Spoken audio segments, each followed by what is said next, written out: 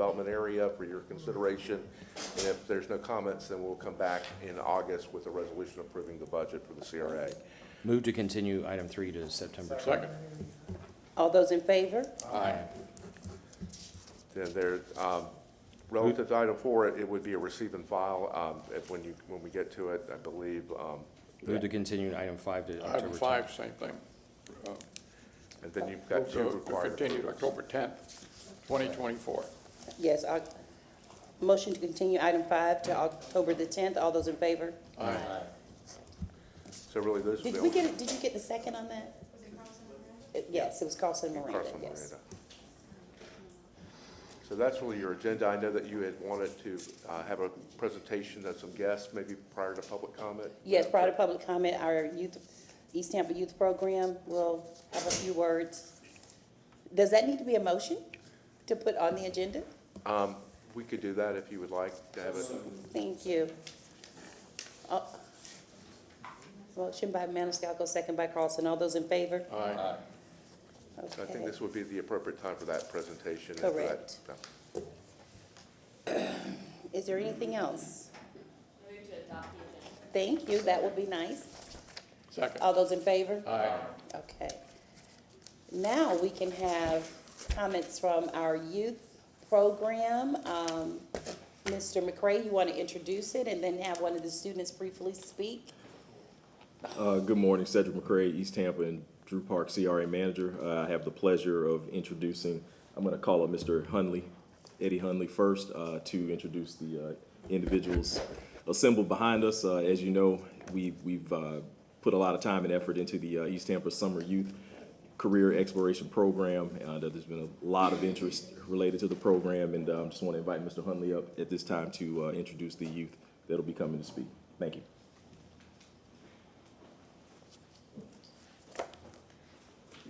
Good morning. Good morning. My name's Ed Hundley. I am the program coordinator. I work side by side with Ms. Castillo. This is the second year of this variation of the program, and I'm pleased to report that it's evolving very well. We've gone from exposure to now delving deeper into possible career paths and educational choices, and then next year, it looks to go even further. So we have our young people in the burgundy shirts that are just going to say hello and who they are. These are our first year. And then we also have some returners from last year who have gone on to the second level of the program. So I'm going to politely get out the way and have the youngsters come up and introduce themselves. Good morning, Council. My name is Savion Daniels. I'm a 12th grader at Jefferson High School. This is my second year in the program. And I would like to say that from last year to this year, the program has really evolved with the kids and how we work together.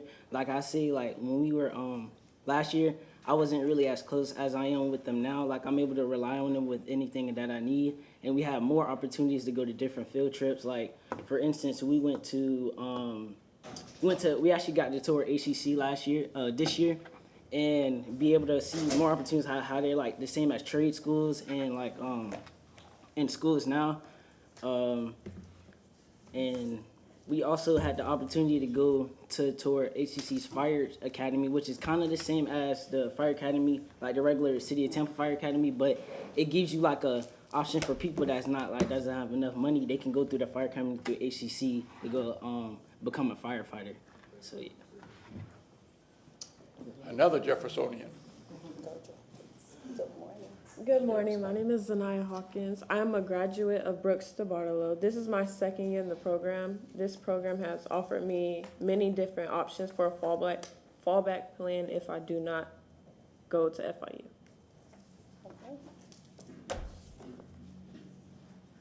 Good morning, City Council. My name is Alonzo Godwin. I recently graduated from Arnwood High School, and this is my second year in the program. The program over these past 2 years helped me succeed in things that I didn't think I would be able to have. But also, it helps me build relationships with people I may work in the future. Thank you. Good morning, Councilman. My name is Dontre Walker, and I'm a recent graduate of Sumner High School. and the program really helped me see that there's more to just college and more to career than what we see on media and everything like that. Thank you. Good morning. Good morning, City Council. My name is Jalen Green. I was in a summer program last year, and y'all guys gave me the opportunity to get a full-time job with the city of Tampa. So I want to say thank you for that. So you're employed with the city of Tampa? Yes, ma'am. In what position? Neighborhood enhancement. Well, congratulations. Thank you. And it's girls up here, you guys and girls. Thank you. All you guys. It's okay. Good morning. Good morning, City Council. My name is Khalil Herman. I am now a junior at Armwood High School, and this is my first year in the program, and it's going good so far, and I'm ready I think I have what I have in the future, what I think I'm planning to do, and they help me out more so ever what I wanted to do in the future. So I might attend next year because I want to learn more and take more trips for what they've done for us. So I want to thank Mr. Hunley, Mr. McCray, and Mr. Castillo for everything they've done for us. And thank you. Good morning, City Council members. My name is Kazaria Kelly. I am a junior and I attend King High School. This is my first year in the program, and it is wonderful to be here. Thank you for all that you do. Good morning, Councilman. This is my first year in the program. What's your name? I Kim Fleming. I attend Middleton High School in Remnant year. I would like to thank you for the program.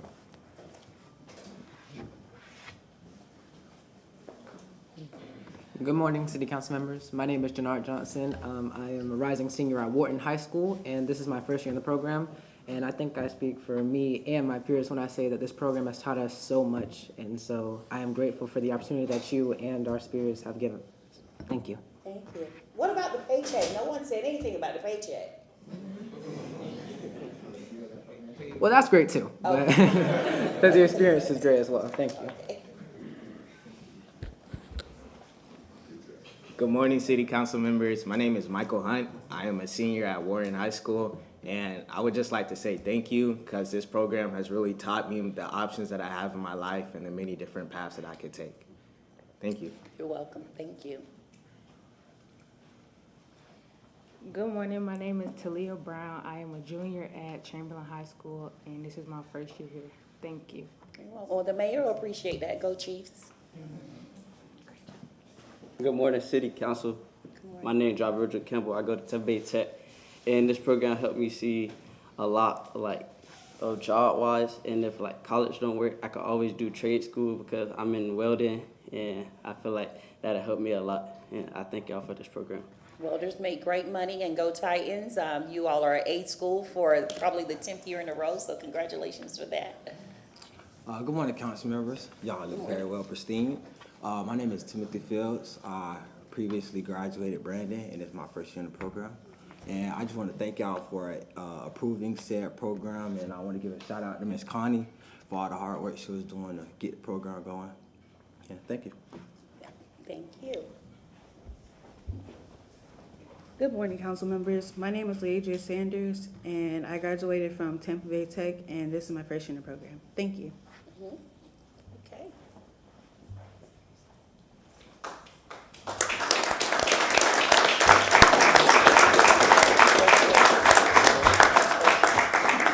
And if I may, as we close, I just wanted to remind members of the CRA board that we will be having a capstone event or the symposium on July 29th, and it will be held at the Suncoast Credit Union, 6536 East Hillsborough Avenue at 6 p.m. So you are welcome. Thank you for that. Thank you for your time. Yes, Board Member Carlson. Yeah, thank you to everybody who helped improve the program, and it sounds like it's having a big impact. I just wanted to say one person mentioned getting into college, and several of you mentioned your careers.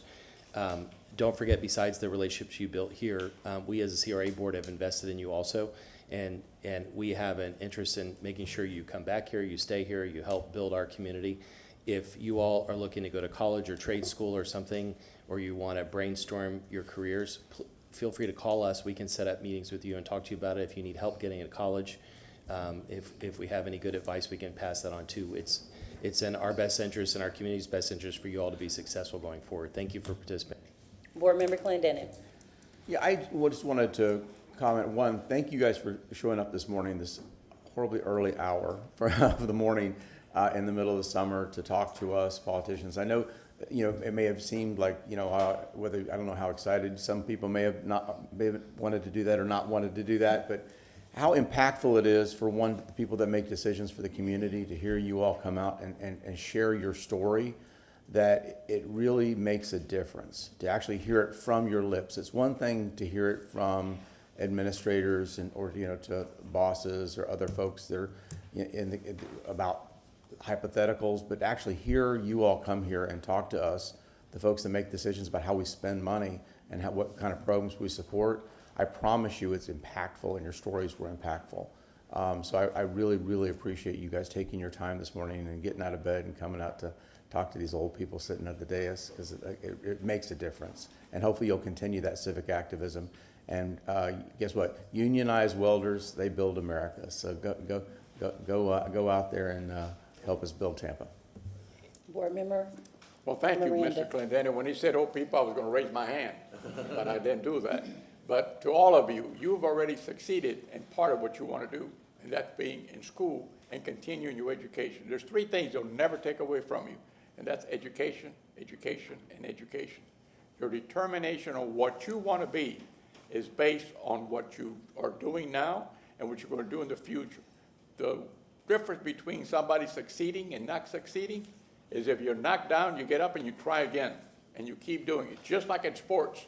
Because you strike out once, or you missed a pass once, or you're playing basketball and you missed a hoop, doesn't mean that you don't know how to play. It means that that was one instance in 1,000. So it's up to you to determine what you want to do in life, and you're really on the right track. And I really appreciate you coming here and doing what you're going to do in the future. And I think sooner or later, maybe one of you, or maybe more than one of you, will be sitting up in the dais. It's not easy to come into a room and speak to 7 individuals you don't know and come into a mic and looking up at the TV at the same time. And I understand all that. So you're already on the road to success if you continue in the same path. Thank you very much for being who you are. What else? Okay. Well, thank you for coming this morning. We really appreciate that. I am so glad to hear that Suncoast Credit Union is partnering for the end of the year program, or whatever partnership they provided. They're great community partners. And whatever your aspirations are, we've given you a look at what we do here in the city of Tampa, and you get to decide your pathway. I agree, we are resources for you. Don't be afraid to call on adults that you know just a little bit, because the information can be so powerful that's shared with you. Also, you might want to peel off a few dollars so your big mama or mama just say, hey mama, here's a contribution to some groceries or for your school clothes or whatever the case may be, and that you also are saving a little bit of it. So hopefully you've learned a little bit of personal finance as well when it comes to the opportunity to earn money and to save. So thank you so much for coming today, and we'll let you all exit because I know you have other things on the agenda. Do y'all want to stay and listen to public comment? You can. They're going to stay and listen to public comment? Yes, thank you so much, Councilwoman.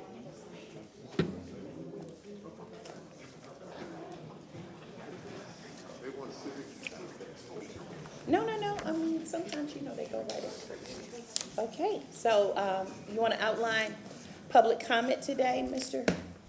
Massey? Yes, ma'am. Just a reminder of the public comment rules. Members of the public are allowed a reasonable opportunity at the beginning of the CRA meeting to address any item on the agenda before the CRA takes official action on any item.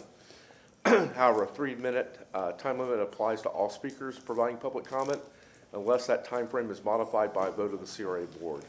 Speakers and members of the public are also reminded that they are to refrain from disruptive behavior, including making vulgar or threatening remarks, or making or causing disruptive noises or sounds, or displaying signs or graphics.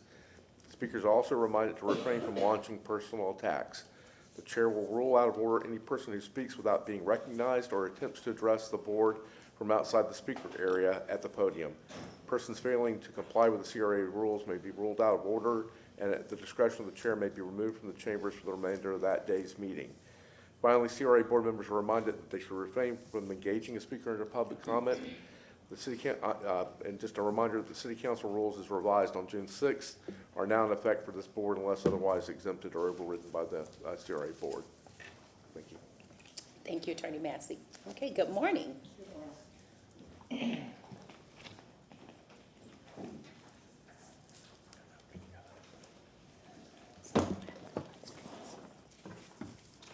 Good morning, folks. This is a list of all the job postings for the city of Tampa right now. Stephanie Pointer.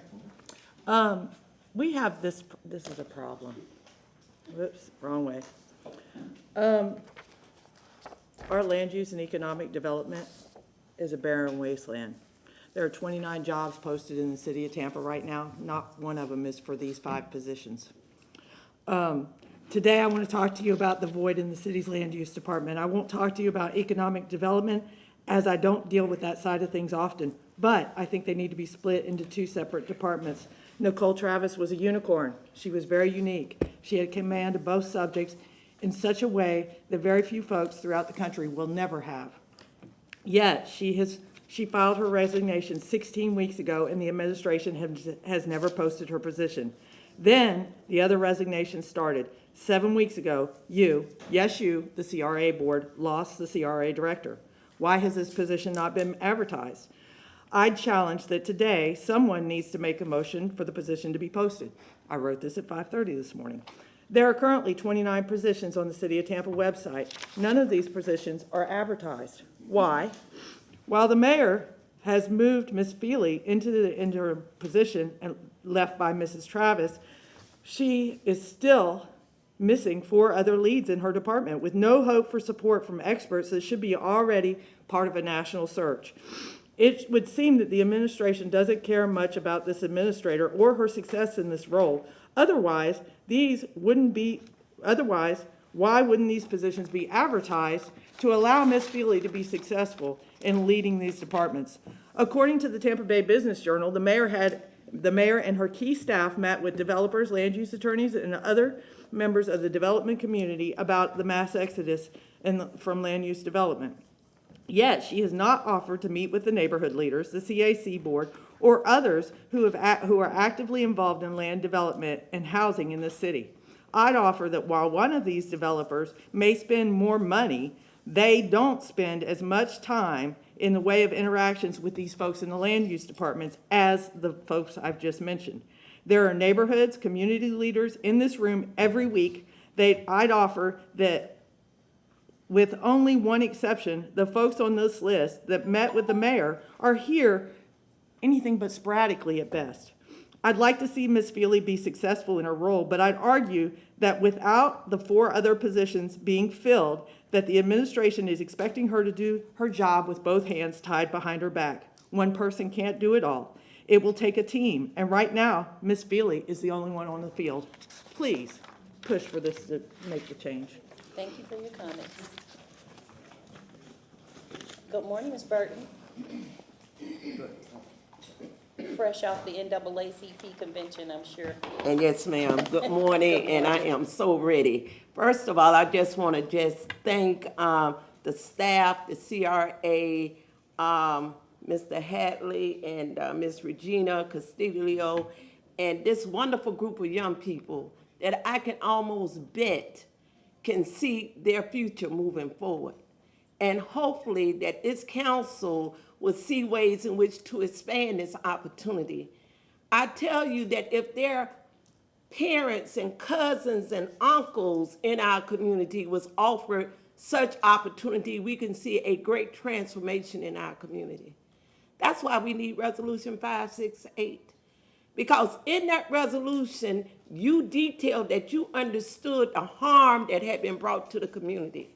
And it is only by moving forward to reverse the harm can we have a good and great successful city.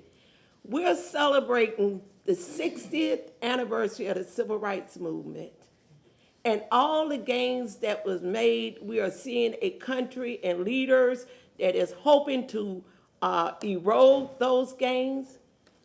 But our community is solid, fixed on this promise. We will not go back. we are all in. We are all in to make America as great as it can be. We are all in to fight like hell to make it be so.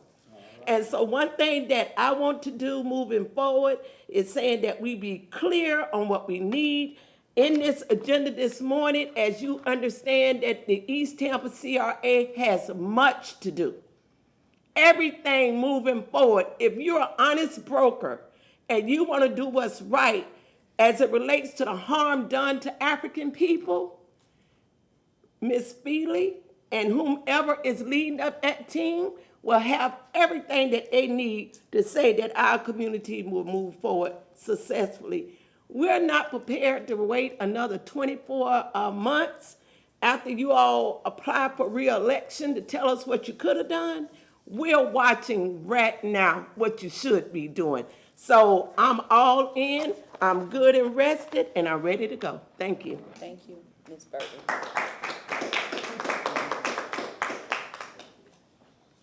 Bentesnot, Tampa, Florida. I want to say huru. Huru means freedom in Swahili.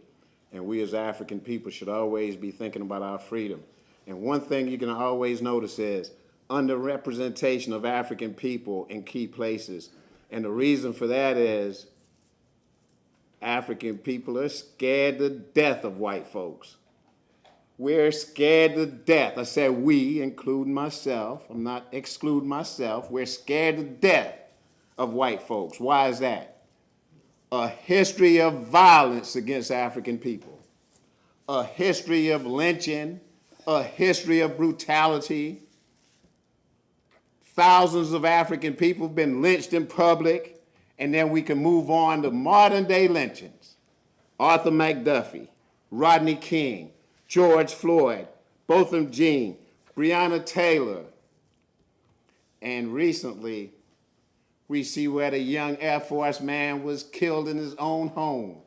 But more tragic, we see whereas the young lady was murdered in her own home. And in every instance, what you see, the police is cursing them out, calling them MF, put your hands down, bitch, do this, and do this, right on live camera.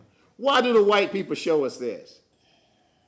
Is to keep us terrified and keep us, they do it intentionally.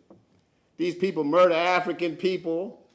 If it's George Zimmerman, and the white folks make them millionaires. If it's Donald Trump, a pedophile and a racist clown, and they make them billionaires and hold them in high esteem.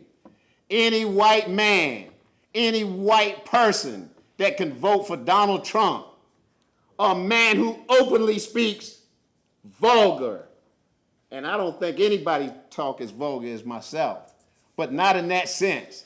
Any man who can say on camera, grab women by their pussy, and then a man would turn around and vote for something like that? We're not talking about the criminal charges, because all black people got that.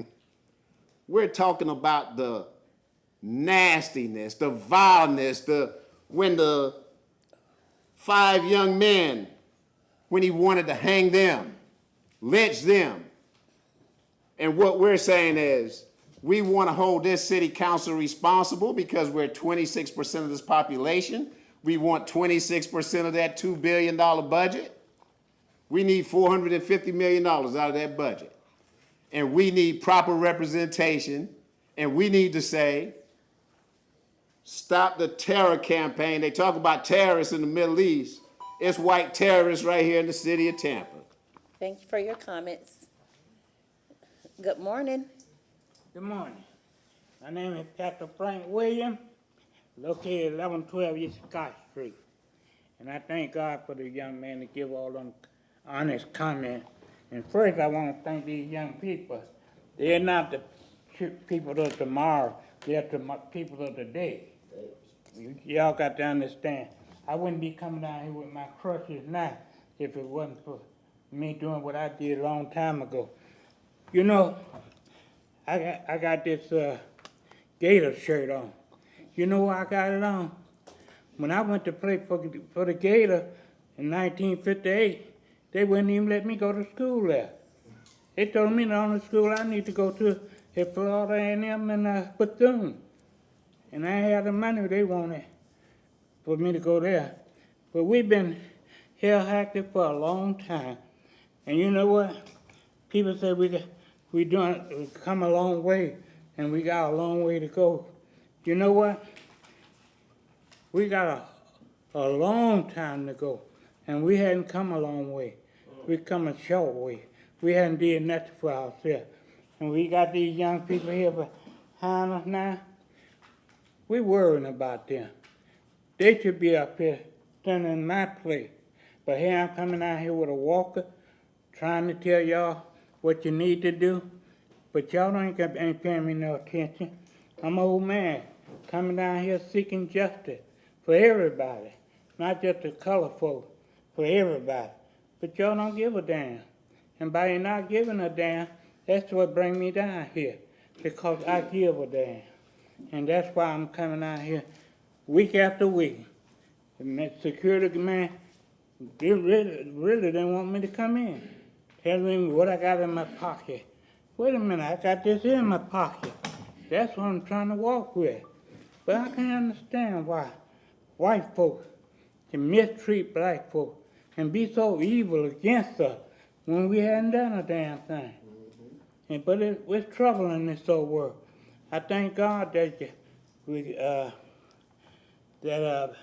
Biden stepped down, but he shouldn't have never stepped down. He represents everybody, but we just have to understand. We got this black woman up there now running for president, but you don't know what? She needs to be firm and do what she has to do.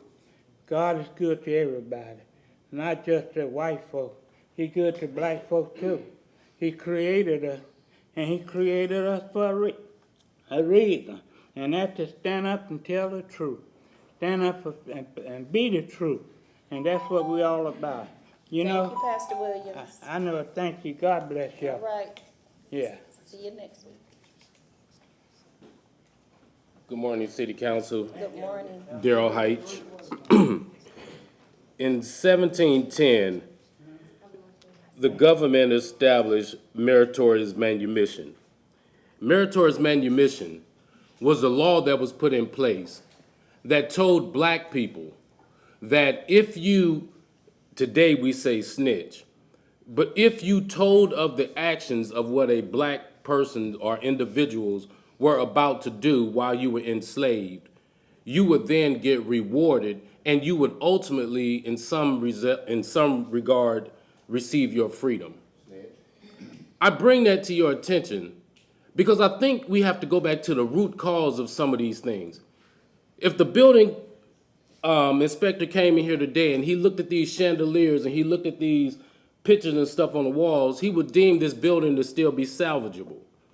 But if he went and he saw a crack down the middle of this floor and a crack in the foundation, he would say, we got to tear this whole building down so that we can get this thing right, and we will rebuild this building. September 3rd, 2020, resolution number 568 was presented, passed, and spoke of. December 8th, I came down here and I spoke for the first time about it, having not heard anything about this resolution, and out of your own mouths you stated that you heard nothing about it as a result to when it was put in place in the past. And then come around April 19th or April somewhere around that time frame, we came up with resolution number 344. Resolution number 344 was yet and is still a watered down version of resolution number 568. I'm under sunshine law telling me I can't speak to my colleagues and various people about this particular resolution, but yet I'm confused. I looked at the agenda last week and I seen the agenda offering an additional $25,000 equaling $50,000 to pay a facilitator. Let me bring something to your attention. It is going to be very difficult to find an organization to put their employee on top of race. Racism and racial issues have been the issue that the government has brought to pass. It was the government who brought forth meritorious manumission. It's the government's responsibility to heal the ills of racial issues that have taken place in America. You are not going to get any organization, employee, to come before you and facilitate a situation because the organization risk is too high. I ask you to scale back on this. Revisit it just like I did. You cannot put 13 people in the room and have us who have no money, no power, no authority to do anything, but yet fuss, scream, and fight for the next however long it takes. You got to correct this wrong. Thank you for your Thank you. comments. Okay, so that concludes public comment unless there's someone else that needs to speak. All right. Well, young people, as you can see, we are a democracy and the people have spoken. You can go about your day. Thank you for staying and listening to public comment.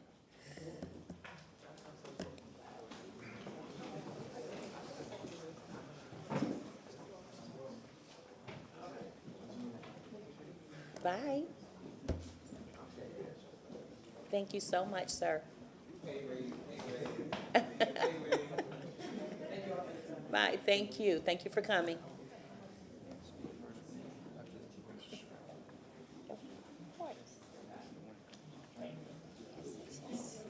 Thank you, Ms. Castillo.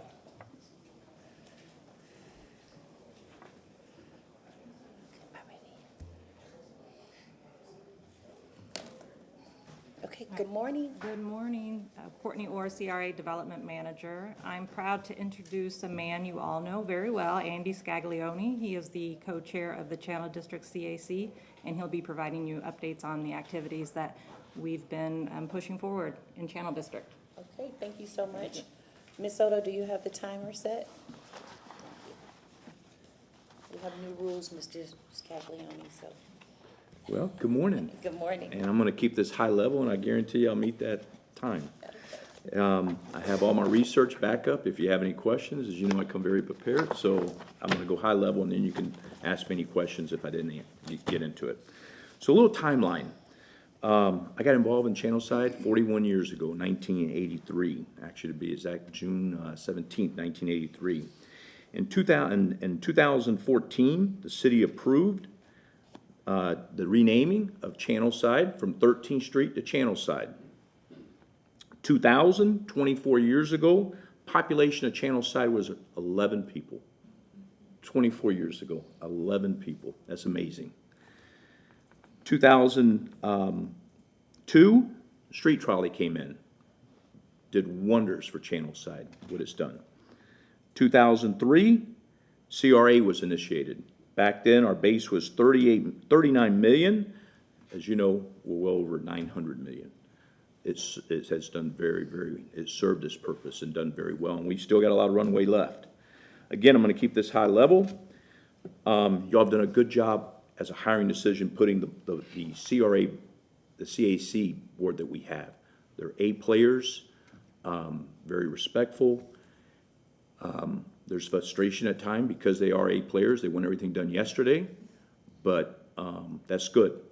And Ms. Orr is always very responsive, very transparent, and very honest with us, okay? Even though there's frustration at times, again, which is good, that you have A players on this board that want things done yesterday. I'm going to go into the high points here, and if you have any questions, we have Washington Street Park renovations. Currently, we have the consultant working on the design criteria package. Again, I have a bunch of backup if you have questions. Florida Aquarium funding request that came to y'all very recently. It's $15 million over 3 years. That'll hit our budget in 25, 26, and 27. Beneficial bridge study. As you know, the river walk is very, very important. And so we are contributing on the study, and we're currently regarding the Riverwalk connection, and currently we're having a pending consultant kickoff meeting very soon. 810 Channelside Drive, the passive park. That was the property that y'all purchased on 10/23 of 23 from the port. I know at that point there was some heartburn based on, we paid $3.8 million. Let me tell you something, you got a great deal. 1 year later, you made money. That's going to be, right now we're doing a design build on that. It's going to be gorgeous. And the nice thing about that is it has access not only from Channel Side, but to 12. So we can get all those neighborhoods feed into that. That was very, very strategic when we bought that. That really made it very valuable to us. Land acquisition. And I'm going to go into parks, because parks are very, very special to me, green area. We have 221 acres in Channel Side. This is what we have failed on, and I'm part of it. Currently, we have 2.41 acres of parks. That's a little over 1%. To give you ULI, which is Urban Land Institute, their ratio they like to see is about 11%. So you can tell we're way off. You ask why? Why is this? We haven't been aggressive enough to purchasing property. And just recently, we're trying to buy a piece on Twigs. Appraisal comes out. I reviewed the appraisal because I've probably reviewed over 250 appraisals, being on 2 bank boards and a loan committee. And I pretty well, can really dissect them pretty well. Well, there was comps used in there of May 2020. The other comp was in May 2021. This is a recent comp. You don't use 3-4-year-old comps, especially since COVID, and think that you're going to have, because then you have to make adjustments. Their adjustments were 54% and 43%. Totally unacceptable. We'll never buy property and we'll never expand our parks if we continue doing this. Going to affordable housing and senior housing. We were really, we probably having just some really exciting discussions with Elise Durango. And in fact, I was going to go visit a project up in Wynwood, Miami. And as you know, with him, I'm at the end here. There's a motion, excuse me, Mrs. Scalgione, to add 2 minutes to your time. That's fine. Second by Clendenin. All those in favor? Okay, go ahead. This is taking, the brakes have been put off with him leaving. Hopefully, we got runway left. But that's been a real big hit because we're really going to make a meaningful senior housing project and workforce housing for people that work in these hotels that supply all the, are the labor force. So hopefully we'll get that back on target, but definitely we've had a setback there. On a good note, we're excited about the recent project y'all approved, the Ybor Harbor project.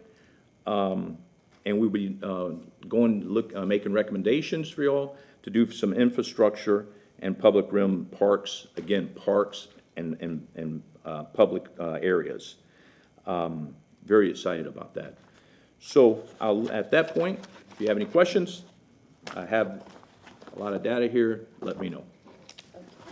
Board Member Hurtak. Thank you. Yes, thank you so much. I appreciate the high level, especially the detail. I love the detail about the 1%, and we really need to get to 11%. Just along those lines, I know that Thea is working on some type of parks structure, possibly under that. Do you consider that as part of what we could, or of parks for Channel Side, or do you kind of consider that not, because that wouldn't be owned by the city? Yeah, that's not part of the equation, but let me tell you something. This new Expressway Authority Director, he gets it. Oh, yeah. Okay? He gets it.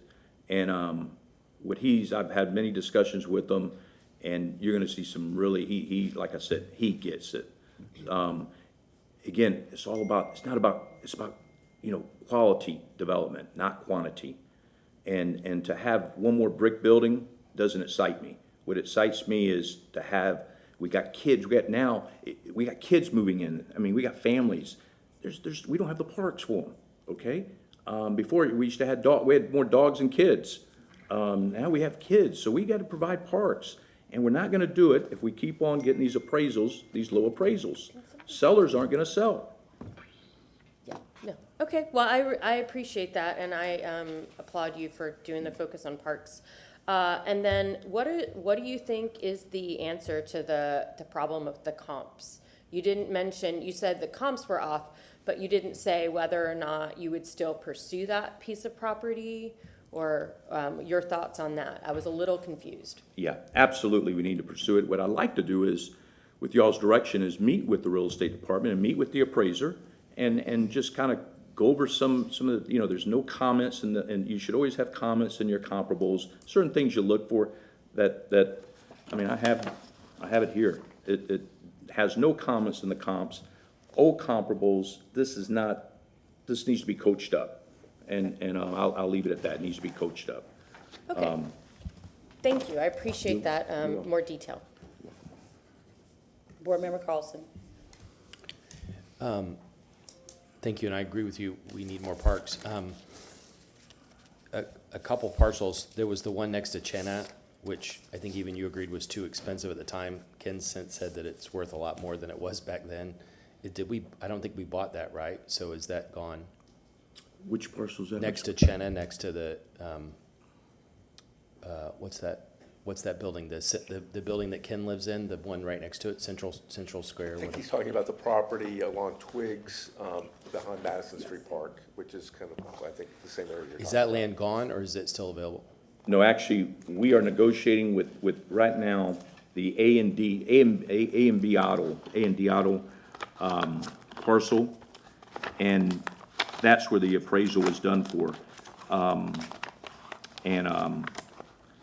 We don't have to get into the details of it, Yeah. I just wanted to know if it was available. The other, It's available, and here we have a seller, a willing seller through a divorce situation that wants to sell the property, just got a recent divorce, he wants to sell the piece, but he's not gonna give it away. You're not gonna get no deals here, and whatever we purchase, I will tell you, you're not gonna lose money.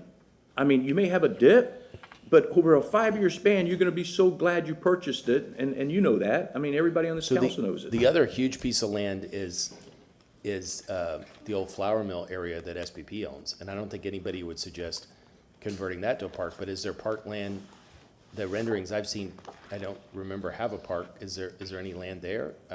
I don't know where else there is land. That property is outside of the Channel District, that would be in the downtown. But it's CRA right across the street Correct. for all the Channel District. Yeah, that's my, part of the 221 acres we're concentrating on, that we have a little over 1%. It's A and D, by the way, Otto. Again, The other thing, just real quickly, negotiating these real estate deals, it's better done, I think, with staff. Well, we can certainly coordinate a meeting with you. and Yeah, my staff, question but is not. Doing it publicly is not necessarily the best way to try. My question is not to talk about specific parcels, but just that I remember the maps that we looked at it 2 or 3 years ago, and there were only little pocket parks available. The only other space is the port, and I'm against converting the working port to anything else. That I think it's important to keep that industry. The top end of it, because it was approved years ago, we've already done that. Is there, I assume by what you're saying, there's space in there that could be converted to parks if we invested in it? in the port area. Up at Daryl's property at the top. Correct, that is correct. But Okay. again, you're gonna have to cross Channel Side Drive, okay? I mean, it's good, and but we need to concentrate on the others, on the core of being on, the west side of Channel Side Drive. We can talk okay, about it in the offline, neighborhood. but thank you. I just wanted to generally know if there are still parcels available, because I remember 3 years ago, Ken Solberg especially was saying that, there are only little stamp-sized parcels left. Yeah, I'm real passionate about the green area, and so I will keep on focusing, because I feel like just I'm very not happy. I think we've knocked out of the park with Channel Side, very proud of it, but where we have failed is green area. Board Member Miranda, followed by Board Member Vieira.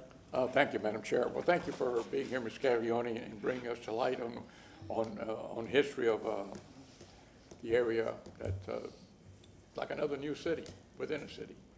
And you made me feel 20 years younger when you started talking about what it was and what it is, and 11 people living there. And really, I remember going back to the 70s when Bill Pohl was mayor. There was nothing downtown. Absolutely nothing. Moss Brothers. And he was the first one to start the process by the two buildings across the street and building the new City Hall Annex. And, but in those days, you're lucky to have 11 people there. There was nothing there but citrus nitrate, old Coca-Cola factory with all kind of stuff around it, bars and something I don't even want to talk about. And Harbor Island didn't exist as it is today. It was Staten Island. There was a railroad track and a little bridge across, and you had 3 silos over there where the trucks, semis, and the trains would go in and get loaded for phosphate or whatever the product was of that era. And Davis Island would turn white with the dust. And that's how it was. It was like watching an old movie of Roy Rogers and Dale Evans and the rest of them. But through change and through people wanting to take risk, and that change is risk, but worse than taking a risk doing nothing, because then you have no chance of survival. So I would appreciate what you're saying about Channelside, and what caught me most of the ear is the up-to-date of the areas of when you have the stuff that are done by people who know how to value properties, and I don't even know what they're called really, because I don't deal with that. But it's incumbent that we have the areas that are what the values are of the properties. You got to have values today, not of 1 year ago or 2 years ago, because things change. Sometimes, like you said, they do dip, but sometimes they more likely will not dip. And the problem is, the more you build, the less property you have, so the dip is going to be very, very shallow, if there's any, because there's no property. I can envision what's going to happen, and I hope that we're all here, all of us here in this room, see what's going to happen when the Shaw project finishes through Ybor City, going into Ybor City. Ybor City has been changing for the last 20 years by itself. And I think when that Shaw property comes in, the upswing in value property is going to almost double, I think, because you have nothing left. The hotel being built here by the water, by the bridge, that's going to be another one that is just amazing. Who would think that that was going to happen? The old sleepy Tampa downtown, where you had with 600 people and they were in jail. But these are the things that are happening, and I don't know how to see if we could ask you or somebody to meet with in the real estate division, not to tell them, but to show them what the values are of today's marketplace, so that we come up to the par value or close to the par value where somebody's willing to take a look at selling. I can tell you that there's a lot of things you see on TV, and there's a reason. Call me. I will buy your home without fixing it, without doing this, there's a reason for that. And the reason is there's no homes for sale, or very few homes for sale. And they want to get people to sell on the low side, I would imagine. If not, they wouldn't be spending the money on television. So these things are happening all around the city of Tampa and some other cities in Florida and some other cities outside of Florida. But in a way, we're lucky, but we also have the problem now of getting to where we want to end with all this. And these are the things that have to be worked out between the CRA and the CRA's managers and so forth and so on, and the administration. We all got to work as one team for the betterhood of society that live in the city of Tampa. So I don't know how to put it into words, but maybe we can ask you, or I don't want to get into the heel of the administration because they're the ones that handle the real estate side of it. So maybe you could ask if you can show them what you think the appraisals are and see what comparables they have from what they're working with. I don't even know how to word it because it's something between 3 different people, 3 different CRA, the administration, and an outside party. So I'm going to leave it on the table for this council to decide. Board Member Vieira. Thank you very followed much. by Board Member Hurtak and then Clendenin. Thank you. Clendenin and then Hurtak because she's not responsible.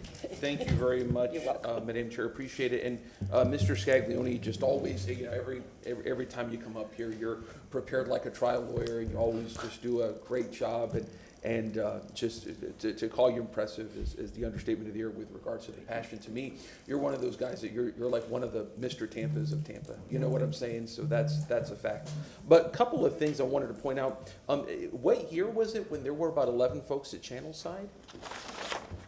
That was in, that was in 2000, 24 years ago. Wow, so about a quarter of a century ago. Yeah, so I mean, for me, You know, and I know we don't necessarily deal with this issue at CRA, but it does, in my opinion, beg the question on fire service for Channelside, that we have a whole new city there. We have a city within a city there, and that's a discussion that I'd love to at least get to first or second base by the end of this council. By 2027. I think that's a very, very important thing. You know, I'm glad you talk about parks. I would always remind folks to make sure that whenever there are new parks in Channelside, that there are also disability accessible parks in Channelside. You're going to have families there having kids with autism, physical disabilities, et cetera. And something I always ask boards to make sure that you all have in there, because that's so pivotal to have at least one or two pieces of equipment, so those families out there in Channelside know that's important. I know you should be seeing in the next couple of months, we're also working with Stageworks to try to get them potentially some funding as well through the Channelside CRA. You know, their potential, they do so much out there, but their potential to expand their reach into that community is obviously immense, and everything. And then Councilman Miranda had mentioned the request on the comparables, et cetera. And Mr. Massey, did you say it wouldn't be proper to make a motion or just a request? I think you could make a request. Okay. And I don't think, and you've got Chief Bennett and Ms. Feely here, and Okay. real estate does report to them, and so I'm sure that real estate would probably be willing to sit down Thank you, with Ms. sir. Scaglione. Then we hereby, I'm sure, collectively make that request without making a motion, then if we may. And thank you, Madam Chair. Thank you. I'd just like to expand on something both of y'all said, that we only have 4% left land available in the city of Tampa, less than 4%, and every day it's becoming less and less. So my 38 years of commercial, I've only regretted what I haven't bought. I've never regret what I bought. Time will always make up for any mistake you make in a market like we have here. We're in a dynamic market, city of Tampa. We're not going to lose money by buying dirt.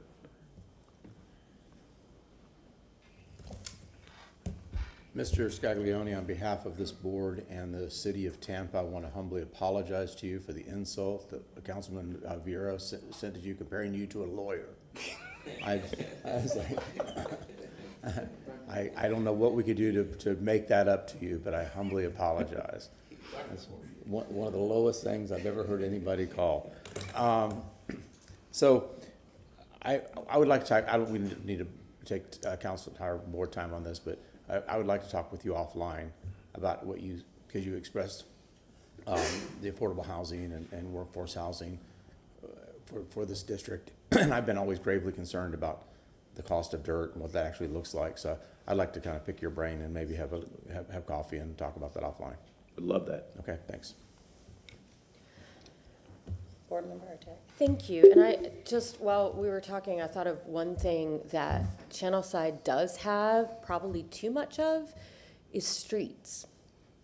So I read a recent article in the New York Times about how I believe there's a neighborhood in Brooklyn that's basically shutting down a full street. They tried it and now they're making it permanent. And I know that's not probably the best way to look at possible park activity, but I just kind of want to put it into your brain as to maybe research some of what other cities have done about possibly using, I mean, it would have to be city streets, but just throwing that out there as something that you could probably test and then see if that's something that we could do, because we have a lot of little streets that maybe we don't need the full street. I'm just going to throw it in your corner.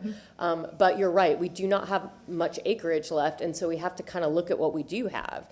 And right now we have a lot of little streets in that area that there might be one that doesn't have a driveway. There might be one where we could take part, you know, there are definitely ways to kind of look to make, and I know that what you are looking for is not more pocket parks, but I'm afraid that's kind of what we're looking at in the future. So I just wanted to throw that idea out, and I would love to find out what you and your colleagues come up with if you kind of think outside the box in that realm. We will, or we will. It's our next project. Yeah, and that New York Times article, it was, I want to say in the last couple of weeks, so that might be, I'll see if I can find it and send it to you. Yeah, I like that. Okay. Thank you. Thank you, Mr. Scaglione, for your report. Prior to 11 people living there years ago in the 1800s, it was called the Garrison District, and it was a thriving black community. So I just want to point that out. This multi-billion-dollar area and space was once occupied for Tampa residents, and that's where they were permitted to live. So let's not forget our history. That's all. Thank you so much. Thank you.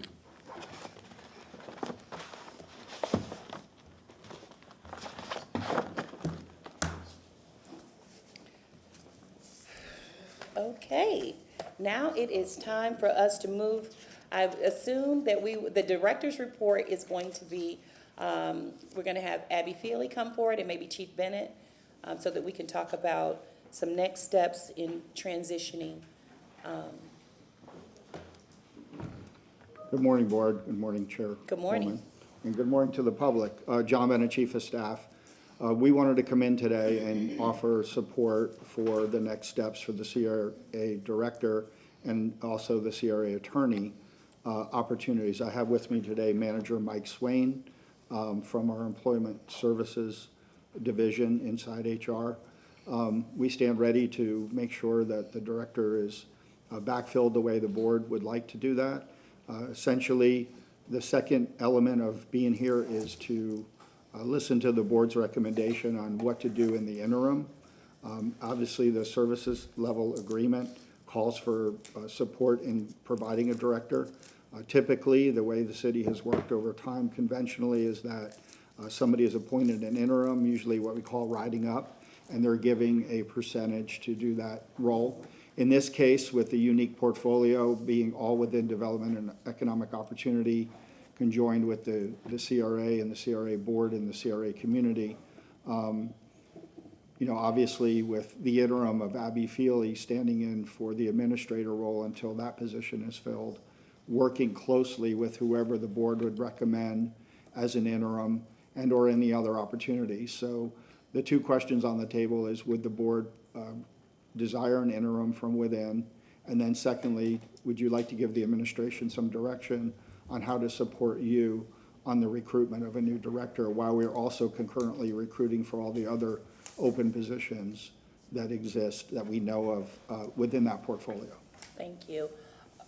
Board Member Maniscalco. Thank you very much. Thank you, Chief. I've been here almost 10 years, and in that 10 years, we've seen a lot of changes. When I was here, it was Mr. McDonough under Mayor Buckhorn. Then we had Miss Moody. We've had, great people coming and going here. We sat, many of us, I think all of us, most of us, because it was before the election, we sat through the hiring process of getting a CRA director, and that was interesting. It was open to the public. We heard from the public. We heard from the community. We had great candidates. In the end, Erica Moody became the CRA director, fantastic individual. But lately we've seen, I don't want to say mass exodus, but we've lost a lot of wonderful people, what I call a dream team, because the people that have resigned and that are leaving, some of the best people I've ever worked with, period. And I'll stand by them every day. So having said that, there's a lot going on in the city, whether it's from the economic development side through the administration or through the CRA director. The CRAs are very busy. The city in general is very busy. We have great people from within, already existing. I know we talk about doing national searches, whether it's police chief or locally or whatever it is, but some of the best and most talented people are already here within the city of Tampa. My personal opinion, I've known Mr. Cedric McCray. I've worked with him at a professional level, even politically, meaning since I've got elected since 2015. I knew him from before then. I remember working with him on a project in 2013. I remember him maybe in 2011. He worked for a former city council member, Councilmember Reddick.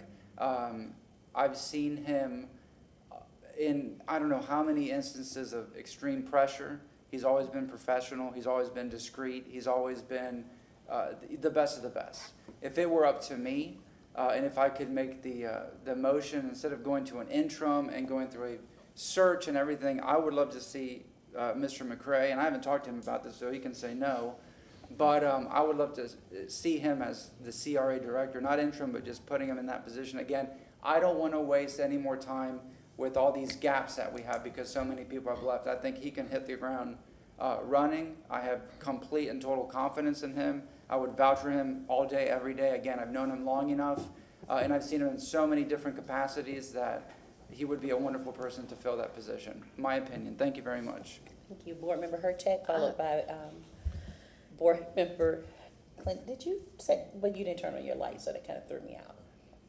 Go ahead, Board Member Hurtak. Thank you. And I agree with Board Member Maniscalco. I might start with interim just because we don't want to put poor Mr. McCray on the spot. But I do agree that I think he is not only do I think that he would be an excellent interim and possibly director if that's something he's interested in.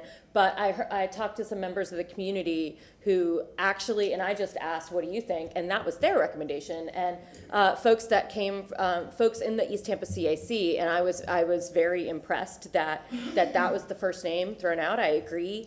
The only thing that for me I'm very interested in is, I know you talked about a percentage, and I disagree with that. I think we just simply give him the salary that that Ms. Moody was receiving, because I do believe that A, we already have it, and B, if you're gonna ask someone to do the work, we need to pay them what the work costs. So I personally would request that we simply fill in for, rather, if it's an interim or if it's a full-time, we just simply, if he would accept that interim position, to simply go ahead and pay him what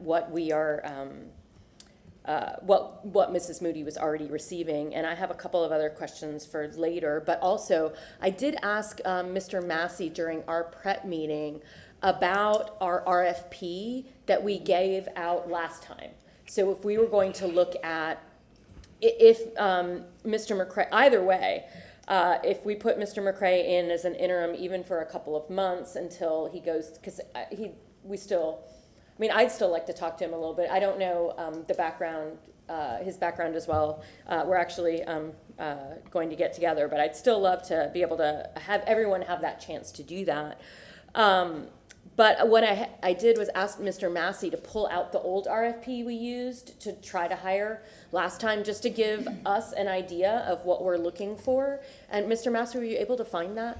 Not yet. I did look for it, but I will try to get that pulled out, and then I will transmit it to all members of the board, so you all have it before we go to our August meeting. So I appreciate that. I think that's one of those, and I can have, I'll ask Ms. Scharf if she can also look for it and see in some of our older records.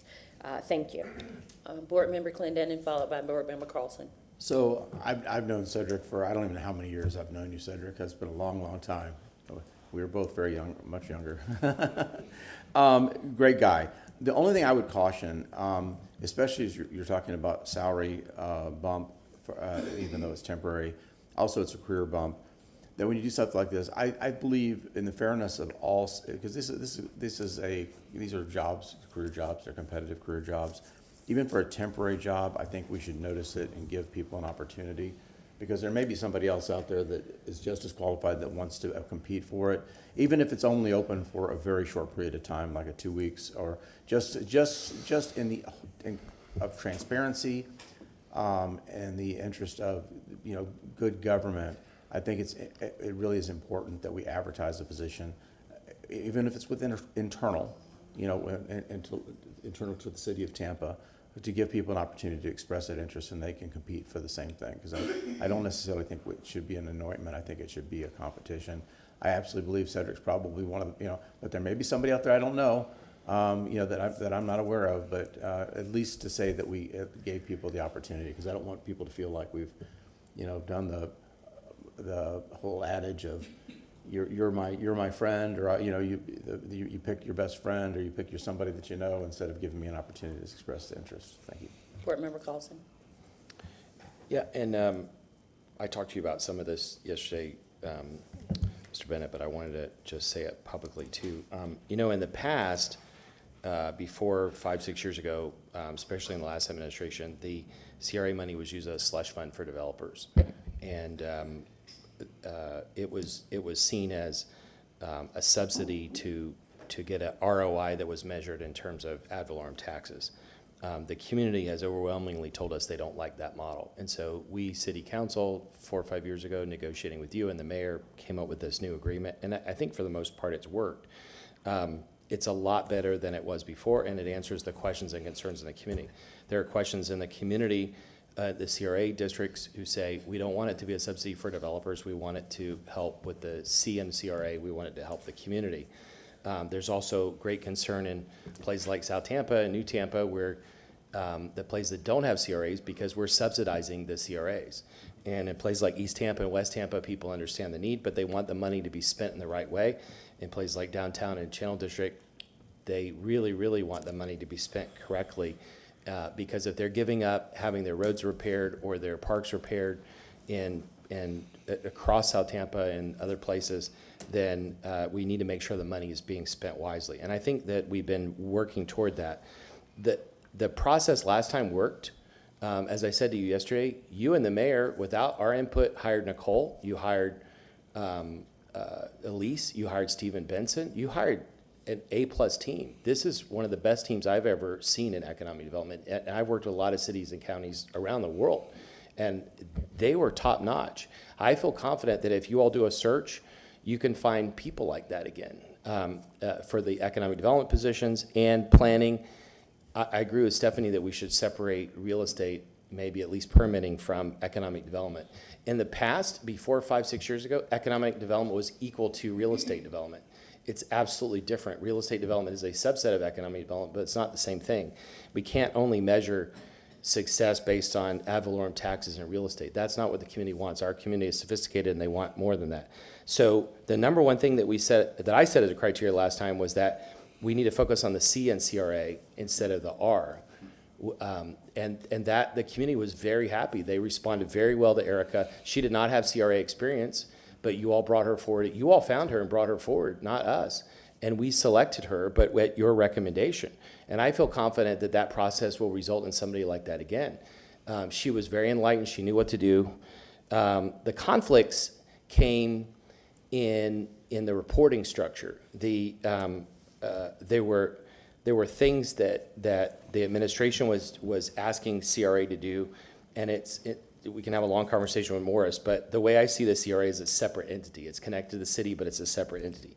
And I think we need to make it clear, it's clear in the contract, but we need to make it clear that the CRA director reports to us, the CRA staff reports to the CRA director. If the administration wants something, they should come through us. And by the way, the head of economic development is a liaison. There's a dotted line for administrative purposes to the mayor, but that doesn't mean that, for example, the CRA should subsidize city positions. And so I think that we had an excellent team. They were all working toward the right goals. And I feel confident that you all can find people again to do that. Our community needs it. We want it. You've seen Tampa scorecard. The numbers are not good. We can cherry pick numbers that make the city look successful, but if you look at the underlying numbers, which most enlightened cities are working on, we haven't been doing well, and it gets to the poverty numbers and other things like that. And even the Tampa Bay Partnerships data shows the same thing across the region, so we all need to work on it. In terms of Cedric, I've known him since he worked with Frank, and I have the greatest respect for him. I have full confidence in him. I would love to have him as an interim. In fact, the people that left, the ones I talked to, all recommended him as an interim because they have confidence in him. And I had full confidence in them, and remember, you all picked them. And so they said Cedric would be great. And so if they think Cedric would be great, and from my own experience, but I think that he should be interim, and then if he wants the position, he may not, but if he wants the full-time position, he can apply. And you did a national search or whatever, but you found people from Lakeland. And I think we can find great people. The most important thing is we spent a year or two working on a new strategic plan for the CRA. And I think everybody bought into it. That strategic plan, the words in it are radically different than anything that I've seen this city do in decades. And it is the plan to change these economic issues and problems to get real sustainable success for our community and the people in our community. And please, let's protect that and make sure the new director supports it. Thank you. Board Member Vieira. Thank you very much. Yeah, I wanted to echo what Councilman Maniscalco said. I think it's very important that we keep this going with as much vigor as we can. You know, the loss that we took with these individuals leaving was obviously immense. I think everybody agrees on that. And if you take a look at some of the things that are, you know, the CRA board was looking at doing, I think about, for example, one of many, the East Tampa grocery store. You know, we have to continue to move forward with that with vigor. And I think moving forward as soon as we can with an interim, I think makes sense. And I'm so glad that Councilman Maniscalco mentioned Mr. McRae, who I've known since I was elected here in 2016. He's a nice guy. He's a wonderful individual. He's a top-notch professional. He cares about the community, and he has great temperament, which I think is so important for this position. I think that is very, very critical, and I think he'd do very, very well. And I've never spoken with him about this, by the way, but I think he would do really well. But I just think it's important for us to just keep this going.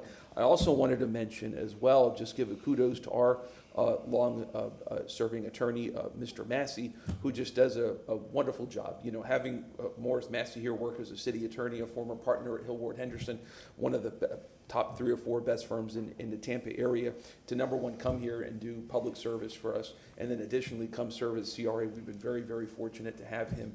He's always provided us with sound advice, very calm advice, very confident advice. It's very stressful when somebody comes to you and says, what should I do from a perspective of the law? And it's 100% on you to opine, and he wears that well. So I just wanted to give Mr. Massey a very sincere kudos. Thank you. Board Member Miranda. Thank you, Madam Chair. I sit back and I listen to what's been said, and yes, people come, people leave, mayors come, people go, teachers have come, chief of staff leave, council members get elected, sometimes they get unelected, others come in, but you know what? The government's still going. You have a team of 25 or 27 ball players, but only 9 start. But when they get hurt, you got a bench that fills in. That's what we have now. We have competent people on both sides of the aisle that can work through this. If not, we wouldn't be going in the right direction. In basketball, there's only 5 that start. But if 2 or 3 get hurt, you put the bench. And they also play. Same thing in football, 11 on each side, offense and defense. But they have a bench. They're just as capable as the ones that are playing. Maybe the others are a little stronger, a little faster, whatever. But we have a bench also. So, I mean, is it critical? Yes. But let's take a step back and see what we're doing. I don't want to rush and vote on anything today or anything like that, but put it on the agenda for another CRA meeting to decide what we're going to do. And these are the things that you have to work through. If we didn't have any competency, it wouldn't be an election. Everybody just stay the same, and the city would stay the same. Like I said before, I've worked with different mayors, 5 of them. They were all different, every one of them. But they had the same thing in common. They wanted to make the city better than when they got it. And that's the same thing we have here. The CRA is certainly doing well. It has some clinches that has to be filled in the opportunities for other people to come in and lead. But I don't want to make a decision right now just off the cuff. I agree with Councilmember Clendenin that we do have the staff available. But let's find out if anybody else wants to apply. I don't want to just say, you know, this is it. Thank you very much. Yeah, before I speak, Chief, can you address the comments that were made by Stephanie Pointer during public comment today about why we have not advertised for the executive positions, Sure. middle management positions, considering that Nicole Travis did provide her resignation 17 weeks ago? Yeah, no, it's a great question. We worked with Ms. Travis, the administration did, to redo the job description because it radically changed from when I started, Carol Post was here, and then what Nicole Travis, Elise, and of course Erica had done, well with other folks, you know, even Keon Henderson. And so the roles and responsibilities really have, you know, to Councilman Carlson's point, really have dramatically changed. So it took about 30 days to get that job description settled in. And then, as mentioned, you know, when you're recruiting for an executive position, especially when a lot of the direct reports are in that portfolio, one of the questions for the administration is, do you hire everybody concurrently, or do you let some of these shake out while you're hiring for the executive? So, you know, there are executive search firms already in play. And so while you may not see it on the website, it doesn't mean that it's not being searched already. And there'll be a link on the website here shortly to push that position out now that the job description is settled. And then the other one that obviously all positions are critical, but the housing is already going at the same time, and K-On is yet not separated from the city. So all these things will be running concurrently. The question, of course, today in front is the wishes of the CRA board for interim and/or direction to post and bring that to the board. Thank you. I know that there, as far as the director position is concerned, that's what we're addressing today. And the recommendation has come in different directions that Cedric McCray can, fill that position on an interim basis. I definitely can support that in fair competition and looking at what is required to handle this huge and significant portfolio. We deserve to give ourselves an opportunity to put out and see what's there. We have a huge conference, redevelopment conference coming to Tampa, so there could be many people interested in coming to Tampa and working with us that have, levels of expertise that we may need, to fill this role or any of the other roles. From a consulting standpoint, have we put something in position right now? Is that an opportunity for us to look at from a legal standpoint, because of course Attorney Massey is going to be stepping away from his CRA position, as well as the executive deputy administrator level. Is there an opportunity to maybe look at a firm to hire temporarily to work with us in that capacity? And then, of course, allow Mr. McCray to be the interim director to carry forth our current agenda and to continue working and implementing the things that we already have in place? Overall, the answer is yes for Okay. all of them. So the first, let me go to the attorney piece because it's a little bit more unique than the director position. So in the attorney space, again, the pleasure of the board, it's a highly specialized, I think Mr. Massey would share that. And I think the uniqueness of the way the city attorney's office would work to support the board, and I don't want to speak for Andrea or Morris, maybe Morris can chime in as well, but that's almost laser focused, and you're probably going to want not just the specialization, but a sense of community around that position.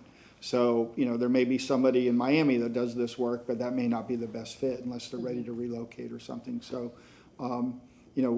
you can be more surgical about the pick there as well. The director may be more of a process. So I think the first thing to do is figure out who specializes in this space, and then whether the board wants to contract that service in, much like, or see if they're interested in a full-time attorney position. Either of those options would work. Mr. Attorney Massey, you want to speak on that? Because I know we talked about it briefly. Yeah, no, I think, what Chief Bennett said is correct. It is a highly specialized position, so an RFP would not be necessary under the charter or the rules. I think we would be looking for, with it would be brought forward to the board for your approval, but looking for someone who would serve as counsel for the CRA, who has CRA experience. I have not reached out to him yet, but I probably will reach out to Mr. Shepard, who is the attorney for the Florida Redevelopment Agency, and he also serves as CRA counsel for several local governments in Central Florida. He may be a good source. We do have the FRA conference coming here in October. There will be opportunities there to meet with folks, but we would be looking actively for people that have experience and background in CRA work, and to bring this forward to try to see if that would be a good fit for us. And obviously the board would have to be satisfied with that person as well. So. Okay. Anyone else? Excuse me, Chief, you wanted to respond to that, and then Board Member RJ. Well, I think one of the things I would put out is the direction on the attorney process, and then also the direction on the director is, do we want an interim with a posting, or do we want to move right to a director, and then of course, if we do an interim with posting, there's a few other administrative items we should talk through real quick that I can support the board with. Okay. Board Member Hurtak. Thank you so much. And I've actually, after Mr. Morris and I had that discussion about, I've reached out to a few people I know to inquire if they can ask about CRA attorneys maybe in the area. So I recommend all of us do that and maybe bring that forward at our August meeting, just so we can get started with that. So maybe come up with a short list of names if anybody has them. And then I know, Mr. Massey, you said you'd be talking to the head of that. And I don't want to take it away. I know that Mr. Maniscalco is next, and I'll just say I will second Cedric being the interim director. So, Okay, Board Member Maniscalco, question by Board Member Clendenin. Well, having heard that, I'd like to make a motion that we I guess, appoint Mr. McCray as interim director of the CRA, and that his salary be adjusted as interim to be that of Erica Moody's salary. Okay, we have a motion on the floor by Board Member Maniscalco, second by Board Member Hurtak. Is there any further discussion on that? Point of information. Yes. Question for our human resource specialist. Mr. Swaney, we have a question for you. Yes, sir. Good morning. Mike Swain, Employment So, Services Manager. we have a position available within the city of Tampa, which, you know, we have government rules and regulations of how we do things. If a promotion is involved and it's a higher ranking position, what are the rules about opening, competition, advertising, ensuring that we have fair, equitable treatment of employees?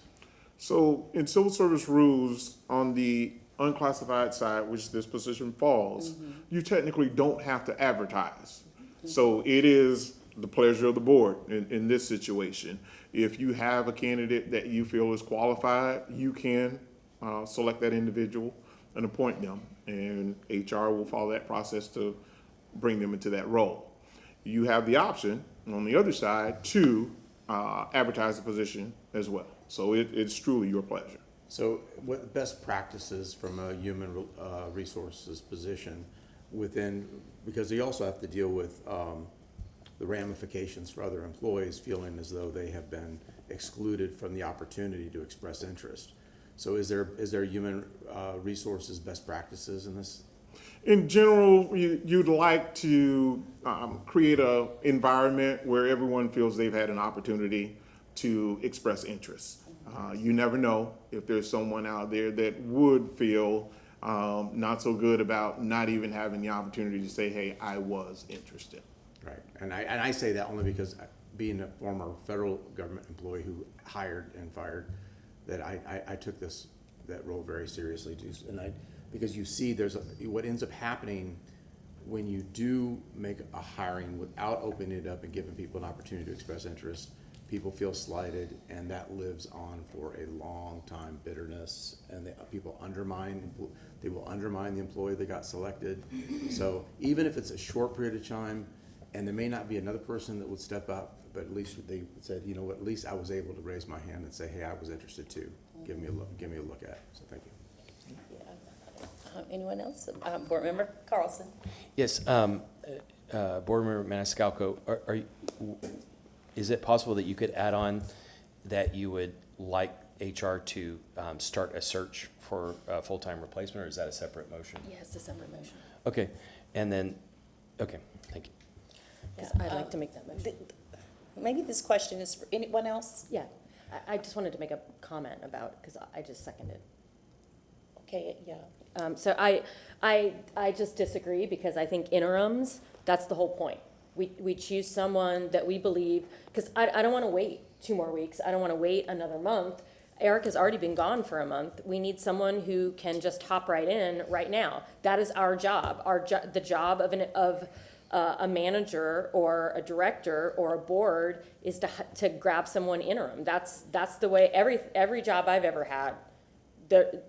When someone leaves in a high position, we get an interim. And you were not here for you two were not here for the I watched it. For the selection process, but we had quite a few people that were internal that did apply for that position. And the only reason we didn't have an interim is because Nicole and Elise served as those interims. they did. And that's the only reason. Otherwise, we would have had an interim. Yeah. So that was our reasoning there. So while I understand your interest, I think that if we do an interim if we have to have a role, if we have to have a search and a discussion for every single interim, like, we're gonna grind the city to a halt. So I just disagree. But recognize it's not just my interest, it's because of my Board experience Member as a manager. Clinton, and you are Yeah, recognized. it's my experience as a manager of somebody who actually did this, and I also have my personnel experience. I understand that. So I it's just not- disagree. So yes, well, Okay. okay. Yes, after me, okay? Thank you. I just want to ask, in typical interim, because Dr. Chief, you've already placed Abby Feely in an interim position from the mayor's office, correct? Correct. Okay, and so that also comes with a salary bump. Can you give us, what is the normal for an interim when it comes to pay?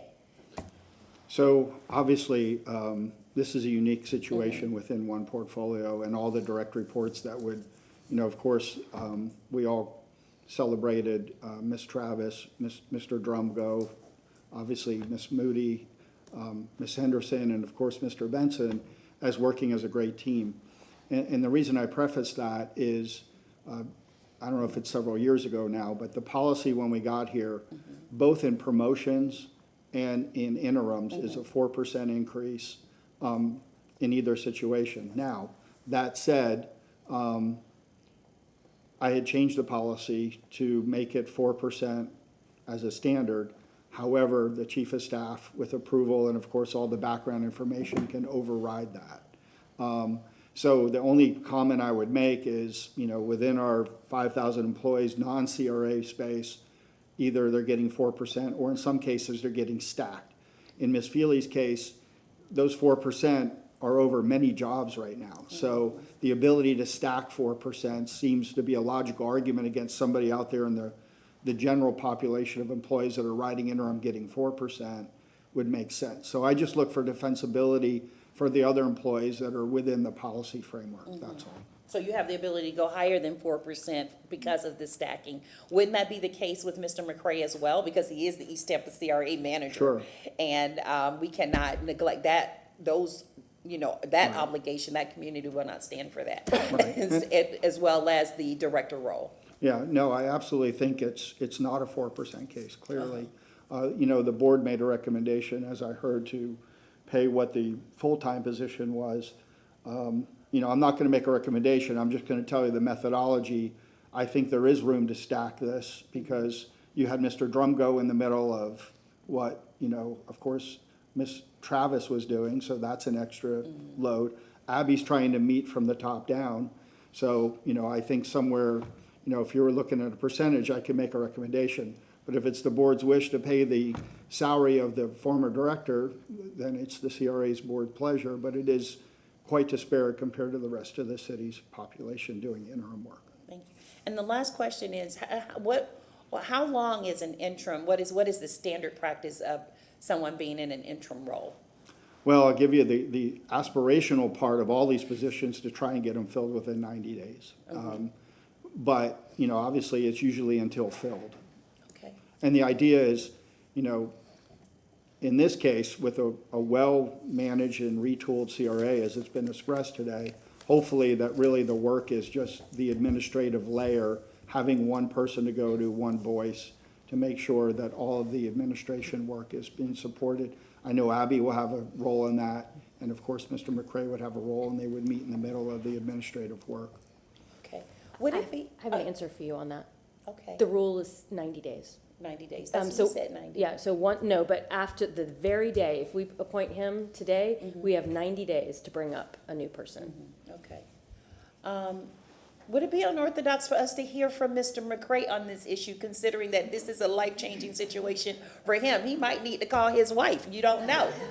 So I think it's very appropriate. I think it's appropriate, Mr. McCray, if you don't mind coming to the podium and just addressing all of this support behind you being appointed or being offered the opportunity to take on an interim role. I'm not removed from any comments that you may have to say. Good morning, Cedric McCray, East Tampa and Drew Park CRA Manager, members of the CRA Board. It makes me feel really good to hear a lot of the positive comments that you all have shared previously this morning. I have had conversations with my better half as it relates to serving in an interim capacity, and I have her full support, so I want to put that on the record. No, thank you, and I am willing to serve in the interim capacity, and everything that Councilman Clinton Dennis said, I completely agree with. Being in other roles in other municipalities, you are correct in your comments. So, and we definitely should make sure that we do a search to fill a position. Okay, you want any comments regarding being the East Tampa CRA manager at the same time? No, I do have some level of concern. Yeah. Just because of the logistically, and it's not just East Tampa, it's also Drew Park. Of course. That so those are two separate entities, and they're different dynamics for each of those CACs. But we have a level of support and support each other as managers. So I'm pretty sure that we can work through that. Understood. It would be wise, of course, to present if there is a level of support that's needed. It may be even if it's in a specific area. And I'm saying this for you as well as Ms. Feely. In these interim roles, if there's still something else that you need so that you can get some sleep at night and go home to your own families, please let us know, because we do have the authorization to, add additional support for you in that capacity. Thank you. Even within the staff that you have, that may be able to take on loads, this is the other important part for me. If the additional staff that remains within this division is going to take on additional responsibility because of the missing pieces, they deserve to be compensated, supplemented as well. And so I just want to put that on the record. Anyone else? We have, yes, Board Member Hurtak. Thank you, and thank you for reminding me of that, and I completely agree. Before Ms. Moody left, there were 2 open positions for people that would work directly under her, and those were frozen when she announced she was going to leave, which was really unfortunate because she could have hired by then. So I'm going to ask the HR if we could just simply open those again, because that should have been filled before she left. And I was disappointed to hear that those were frozen. So I'm going to ask that be continued on, because that would be that support. There's already money in the budget for it. It's allocated. So we need to hire those positions. Well, let's move to the motion to close. No, we have a motion. We don't need a second. Okay, see, I'm still learning. We have a motion on the floor by Board Member Maniscalco, a second by Board Member Hurtak. You want to do a roll call vote on this? Do you have something to say, Board Member Miranda? And I've known Cedric since we both had hair, but this goes back a long, long time. What year was this? 1812. But when Cedric talked to me about leaving to take the job in Baltimore, I told him, Cedric, I would not do that if I was you. And I knew the time was up for the council to retire and leave and so forth and so on. But I said, there's always an opportunity for you in the city of Tampa. I told him that before he left. And he went, did a fantastic job.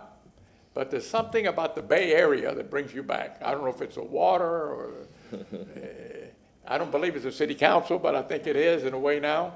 But these are the things that I look at. And if I was Cedric, I would ask myself one question. Would I want to take this job today or advertise it and take it in 30 days? I don't want you to go in with anybody looking over your shoulder. I want you to be who you are. You've always been agreeable or disagreeable. You've always been respectful for everyone that I've ever talked to about you. But the question is, it's your job if you want it today, the way I see it. However, I'm not Cedric McCray. You're Cedric McCray. So would you want it this way, or would you want it advertised? He did say that it should be advertised. I'm just. Yes, I think it should be advertised to give others opportunity to apply. Yeah. Okay. And here I am. I just want to say that for the clarity of this man, who I've known for a long, long time, one of the most respectable individuals I know in the whole city. So it's up to this council to decide now. Thank you. Okay. See, I'd amend the motion that we direct our HR department to advertise this position for internally for 14 days, and then pursue the advertisement to seek a permanent, Wait a minute, let him finish. and then to seek a permanent, advertise a permanent position subsequent to that. Board Member Board Member Hurtak. Thank you. And the reason that doesn't work is because this is our hire. HR is not doing it. Yeah. We are. Well, So they advertise. Okay, no, but they advertise after we have all the RFP, like we do that language. This is, remember, this is a completely separate entity from the city. So please let me finish just what I want to say, is that we, which is why I asked Mr. Massey for the RFP. So if we can get that RFP to us next week or in 2 weeks when we meet, and actually, like I said, I know if I ask Ms. Sharp to do it, she's already on it. So she's gonna find it. We will, once it's found by either Mr. Massey or Ms. Sharp, we'll send it out. We'll let everybody look at it, and then we can talk about it in August. Then we can direct HR, once we have it done as to what we want and what we are looking for. We do not rely on HR to determine what we want out of a director. Just like the budget analyst. Yep. Board Member Clendenin, your turn. Yes, but I think again with the agreement and some clarifications, we work it. It's in partnership. You know, this council doesn't have its own HR department. We don't have our own payroll department. We don't have our own retirement specialists. We don't have our own health benefit specialists. We have to work with it. We have to work with them. So I mean, whether I understand what you're saying. We need more clarification of exactly what that job description looks like. I guess I was going on the assumption that we weren't going to modify what was already done. But we don't remember what it was. That's the point. We don't remember what was in that RFP. That's why I asked for it. Okay, so wouldn't it just ask the HR to go back and look for that RFP and? Well, yeah, we can ask HR as well, but that's why I asked Mr. Massey. He asked me, and unfortunately, I did not get it in time for today's meeting, but I will have it. I will send it around to you. Yeah, but I'm not arguing that that's not a good thing. But I think we also have to get in our head that we work, you know, where we have a great deal of budgetary independence as a CRA, but we are completely and fully integrated with the city of Tampa. To some degree, yes. Okay, Board Member Vieira's turn. Thank you. Thank you.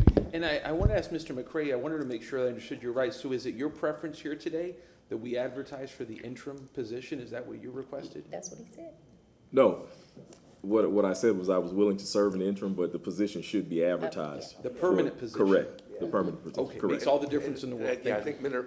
Maniscalco's motion is for interim only. Yeah, Is that that's correct? clearly stated. Yes. So to restate the motion. Okay, would be- everyone, you have to be called upon in the CRA meetings. That's how we operate. Board Member Maniscalco. Thank you so much, Madam Chair. You're welcome. So to restate my motion is to appoint Mr. Cedric McCray as interim director of the CRA, adjust his salary to match that of Miss Erica Moody's. And if we need to include in the language, while he is interim, we also advertise the permanent position. I'll accept that. Okay, we will, and that motion has been amended and seconded. Let's do a roll call vote.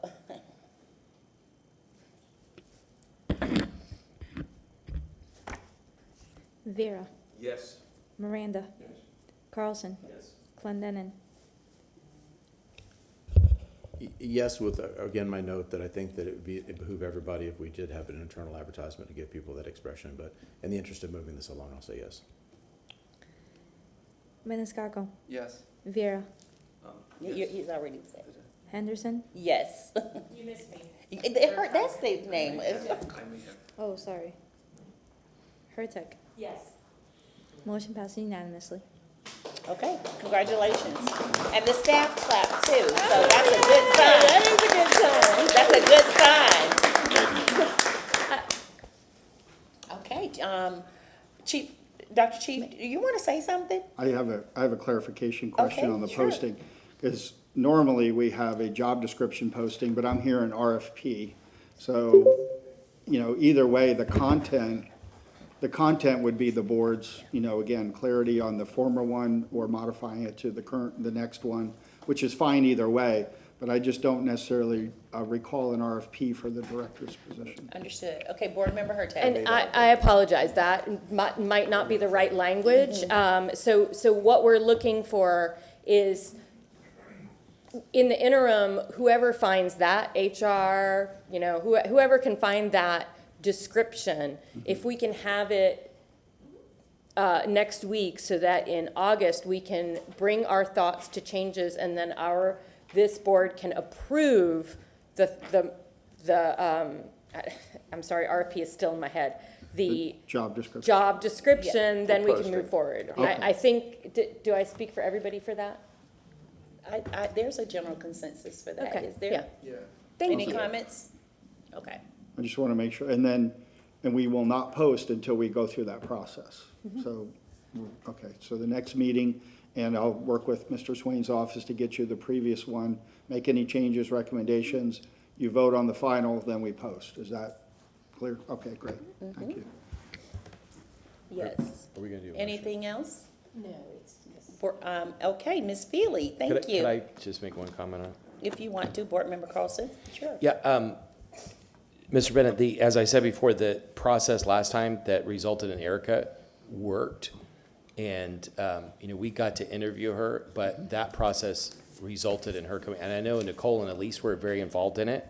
Sure. But I would recommend that we focus on the C in community and not on the R. If we get a real estate person who's looking to use this to subsidize developers, it's going to be catastrophic for our community.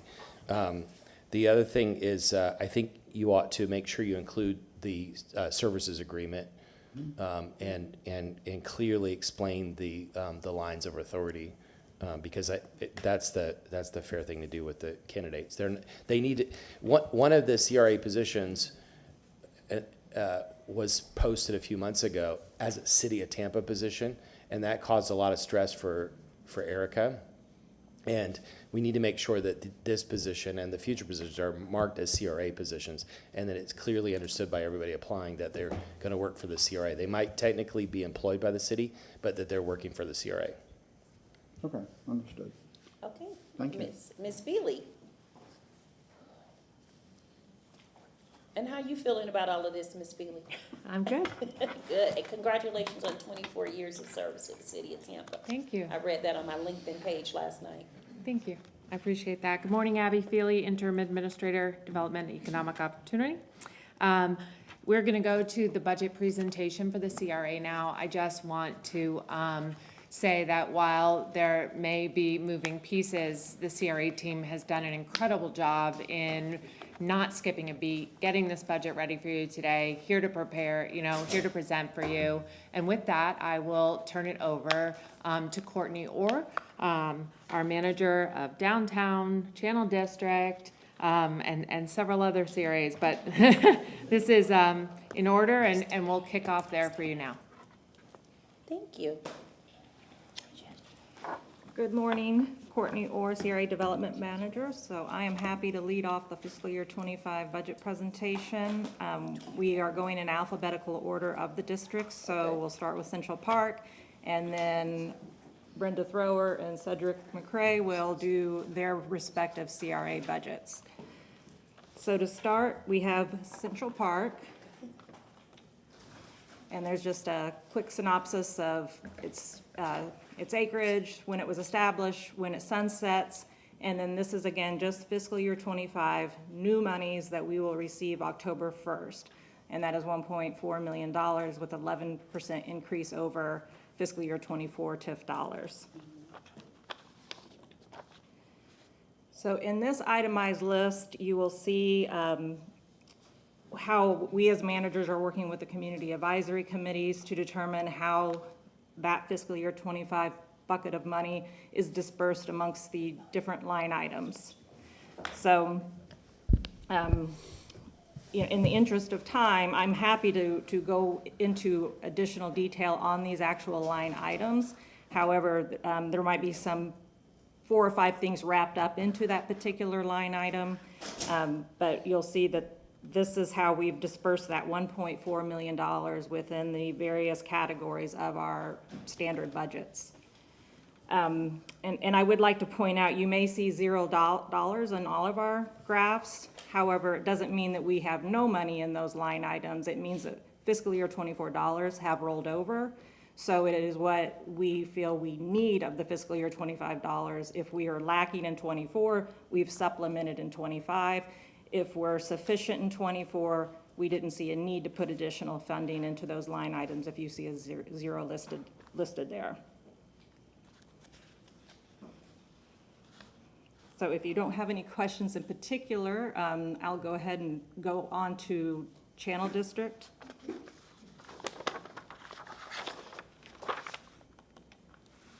Again, just a quick synopsis of the land area and when it was established, when we sunset, and we have $11.6 million of fiscal year '25 dollars, representing a 1% increase over fiscal year '24. And so again, working with the CAC, we dispersed the funding in this fashion of the $11.6 million. So again, we do have fiscal year '24 dollars that have rolled over, but this is our new money that we've dispersed in this way. Yes, sir, Councilman Clendane. So can you go back to the previous slide? So the $3 million for the affordable housing initiatives, could you tell us what that went to? I'm sorry, say that again? The almost $3.5 million affordable housing initiative, what that went to? Well, those are the programs that we're going to be working with B Parks. B Parks as the new CRA housing coordinator. There are established housing programs where that 30% that we have set aside for the last several years, that money now is programmed into those various housing programs to start receiving applications in August. Okay, so for subsidies for that, is that what that is going to be? For the various programs, rehabilitation, infill development. Let me just step in. B Parks, CRA Community Development Coordinator. So when I met with you all separately last month with Erica, we went over those initiatives. So that amount is just earmarking those dollars for those 5 initiatives.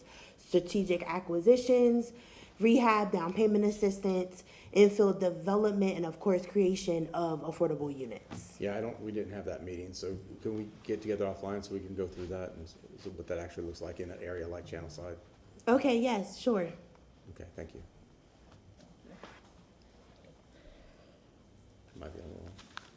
Here's Go ahead. So again, here's Channel District. We heard from Andy this morning, so he gave a good overview of the initiatives that are happening there with the land acquisition of 810 Channel Side Drive to convert into an urban park with Parks and Recreations Department, community policing, initiatives there that we work closely with TPD, affordable housing. Of course, that's just the 30% of the fiscal year '25 dollars. And the aquarium will be funding the aquarium hard cost improvements that were approved by this board. And then downtown, the most stretched budget of all the CRAs, in my opinion. This covers 870 acres, established in '83, the core and non-core '88. Expiration of 2043. The increment looks fantastic, $28 million, 3% increase over fiscal year '24. However, there are several funding agreements in place with the downtown TIF dollars. For instance, the Straz at $25 million, Tampa Theater at $14 million, and the Museum of Art at $24.75 million. So, in looking at the cash flow, it's likely that the funding will not really free up until fiscal year '27. And looking at that is because that would be the last $4 million payment to the Tampa Theater, so fiscal year, that would free up that $4 million in fiscal year '27. But as of now, much of the money is really spoken for in the downtown district.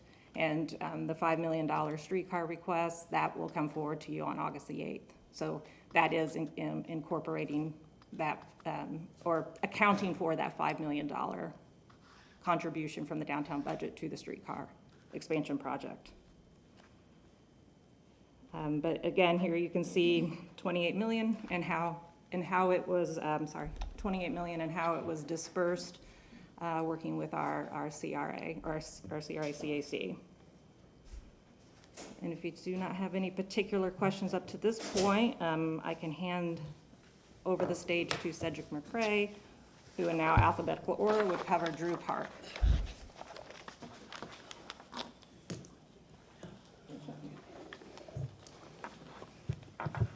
Good morning again, Cedric McCray, East Tampa and Drew Park CRA Manager.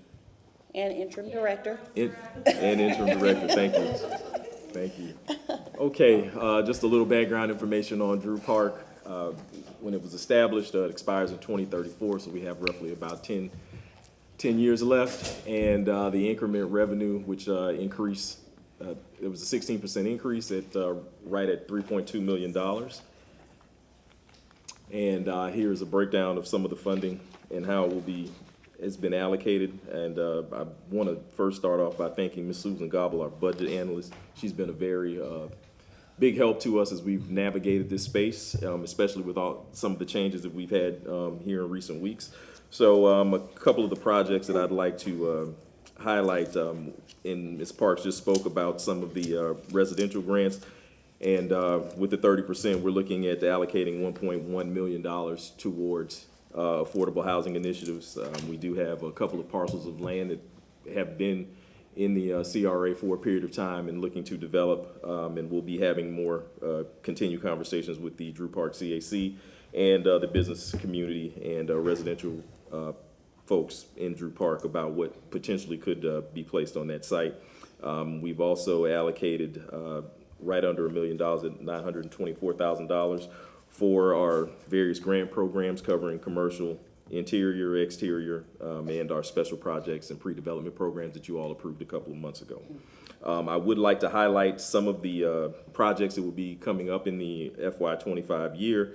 And Ms. Martinez and her team have hit the ground running. And when I took over and I had the first meeting with the Drew Park CAC back in March of this year, we asked them exactly what specifically they wanted to do. And there were some projects and have been working with some consultants. And, you know, they came in the next month, said, hey, this is where we want to go. We had the consultant show up to make a presentation, and then we started allocating funding towards those projects. So those are mobilities in the sidewalk connectivity, safety improvements projects, Lois and Grady streetscape improvements, and then there is also a parcel that has been in the Drew Park CRA coffers, and we're looking at that for a neighborhood park site, and have been in communication with Parks and Recreation to discuss that, and we're going to be moving forward with that in FY25. And we also designated at the request of the Drew Park CAC $60,000 to go towards historic preservation. If you've gone through Drew Park, there are some signs that kind of highlight with the propellers, so they want to look to try to do some more of that in the future. So we will be having those conversations moving forward. Okay. Any questions? Remember HART? Yes, I noticed that this was the highest TIF increase in all of the CRAs. Do you have any idea what happened? I do not.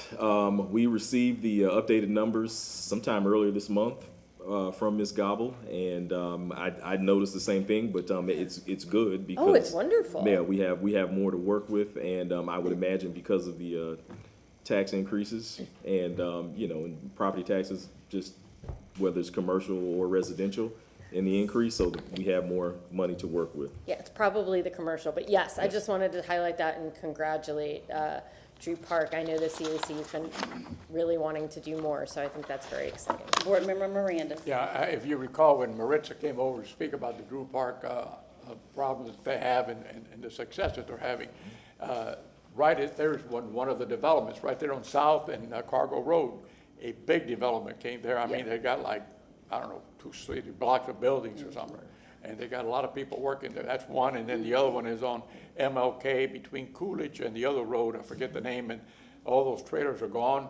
There were tractor trailers, and now the development going there. So it's little by little, it's coming alive. And that's one of the, I think one of the 2 only areas in the city of Tampa that have a lot of commercial opportunities for jobs. And they still have residential at the same time, so it's a wonderful mix, and let's leave it that way. Yeah. Yes, and I would like to lift up and highlight that the CAC also has encouraged us to go forward and look to assemble some additional properties in Drew Park, possibly for some type of attainable, affordable housing initiative. So we're working with real estate to do that at this time. I'm glad to hear that. Yes. Any other questions?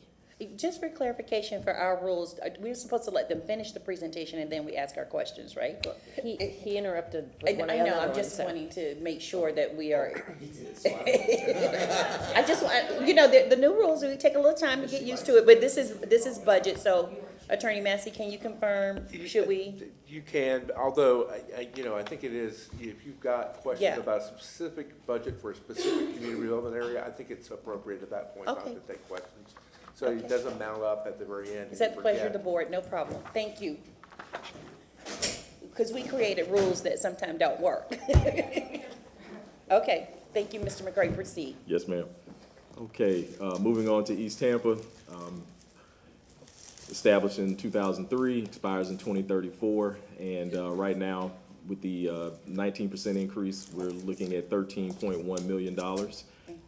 And that, like I said, we just received those numbers earlier this month from our budget analyst. So we have a few more dollars to play with, and at our last CAC meeting, actually the June CAC meeting, we were able to allocate some funding, and there were a lot of questions. As you know, in East Tampa, there are a large request for residential rehab and, you know, giving back to the residents that have been living there for, you know, for decades. So I will highlight a couple programs and things of that nature, but one of the key things when I started and we were closing out the strategic action plan, and you all just approved, I believe on the July 18th meeting, the funding for the update for the community redevelopment plan. So we will be having conversations with the consultant that was hired to move that forward, and working with Ms. Martinez and her team to set up meetings with the community and then build that out. Hopefully we can wrap it up in about 8 months, maybe 10 months. No pressure, Ms. Martinez. But we know that it is well overdue, and that's something that we look forward to doing here in the coming months. Wanted to highlight that we actually allocated $2.8 million to those same commercial grant programs that'll be that you all have approved for pre-development, special projects, commercial interior, exterior, and Ms. Reed and her team are already having pre-consult meetings with applicants that have you know, gone through the provided link on a portal, and so we're sitting in those meetings now and looking forward to having some success stories. And some of them gauge from, you know, hey, we have our plans in place, we have our renderings, we know what direction we have site control, to just having conversations about what we can or cannot do, or what we'd like to do on a certain parcel of land or building, or you know, having conversations about future use and development. Okay, residential, I would venture to say East Tampa's probably spent more money on you know, programs to help residents. I can tell you that right off the top of my head, I believe at last count it's probably increased since then, since June, but we had done 87 roofs in the last year and a half, and that's probably at a tune of about $1.7 million. So you all have had folks come down here and say, hey, we haven't seen anything, but I can tell you that, you know, we've put money into roofing and tree trimming, if nothing else. Yep. And the tree trimming, thank you to Ms. Parks and the folks in purchasing, is now rolling again, and we are working through the list that we had in the queue of about 117 people. So we are going to continue to be aggressive with land assemblage. We have a couple areas that we're looking at. One is in the vicinity of 19th and Palafox. You all have approved, and we'll have some more coming before you, hopefully, and it'll be going before the CAC in the coming months in August and September. So we are in those purchases and of those parcels are being looked at for some form of attainable or affordable housing options. Board Member Miranda. I just want to say thank you. In fact, when you look at that number 4, Number 5, you're looking at about a little over 30% of your total going into affordable housing initiative, which is very good for the area. And I think that's one of the highest I've seen yet. But I appreciate what you're doing because that's what's needed. Yes. And we've asked Ms. Parks to continue to work hard to spend all of the money. Board Member Hurtak. Thank you. I just wanted to say that you have two of the highest tip percentages. You have, those are the two highest, and so now I'm hoping that your interim director, your golden touch, will touch the rest of this. We will see, but I definitely will be leaning on the managers and the team behind me that are still here, and we made it a point to support each other. So thank you. So good collaboration. Yes, and the last one I want to highlight for East Tampa, as listed, is the North 22nd Street stormwater improvements. You all have agreed to appropriate $1.5 million. We have started having conversations with Parks and Recreation. We'll be meeting with Stormwater here in the next week, I believe, next Tuesday, on site to just kind of see the possibilities, and look forward to bringing something to you all in the coming months as it relates to renderings and things of that nature. And who knows, we may need some more money, because I know that there were some comments that it was kind of slim on the bones with the initial allocation. But as it stands for East Tampa, that's how we're allocating funds for that $13.1 million. And I will yield for any questions. And then if not, we will bring up Ms. Thrower. Board Member Clendenin. I'm sorry, Ms. Orr. Okay.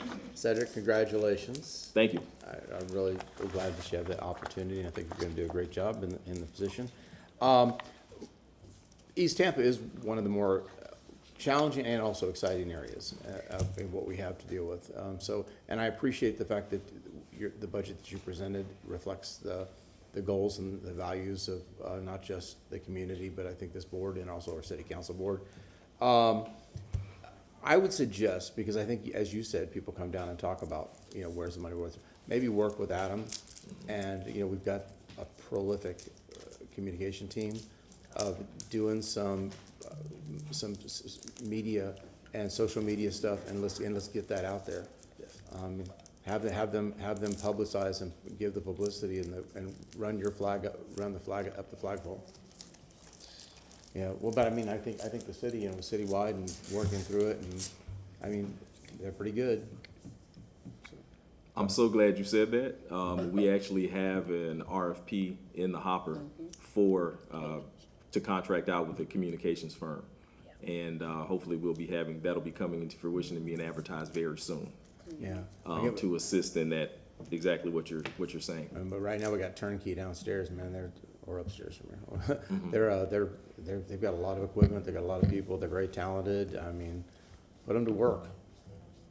Get them going. Yes, sir, understood.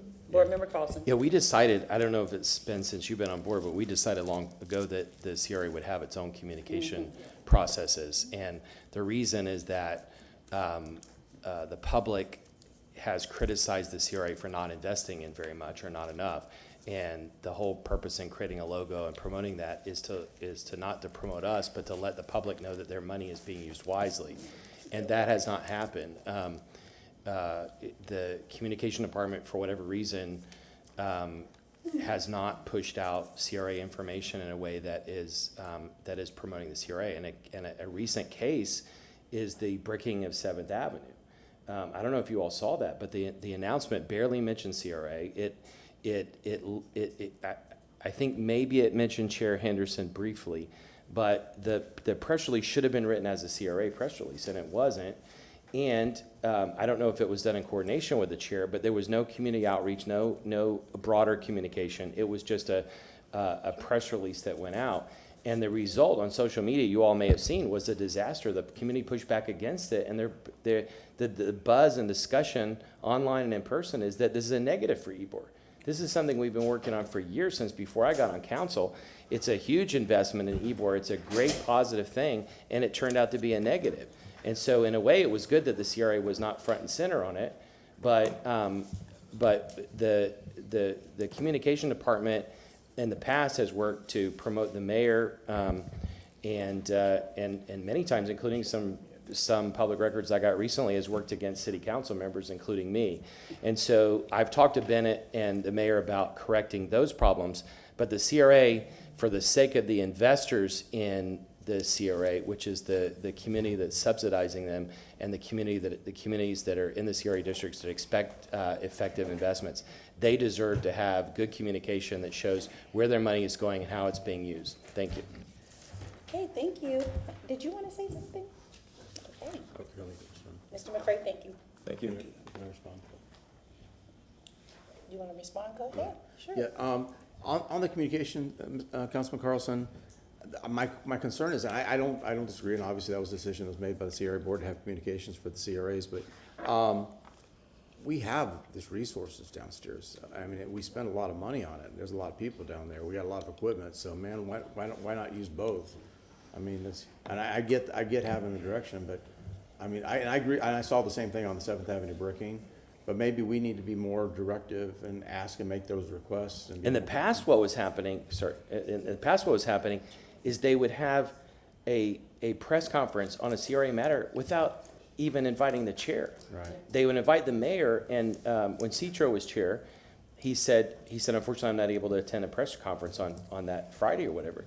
And I asked the question publicly, why is a CRA press conference being held when you didn't schedule with the chair?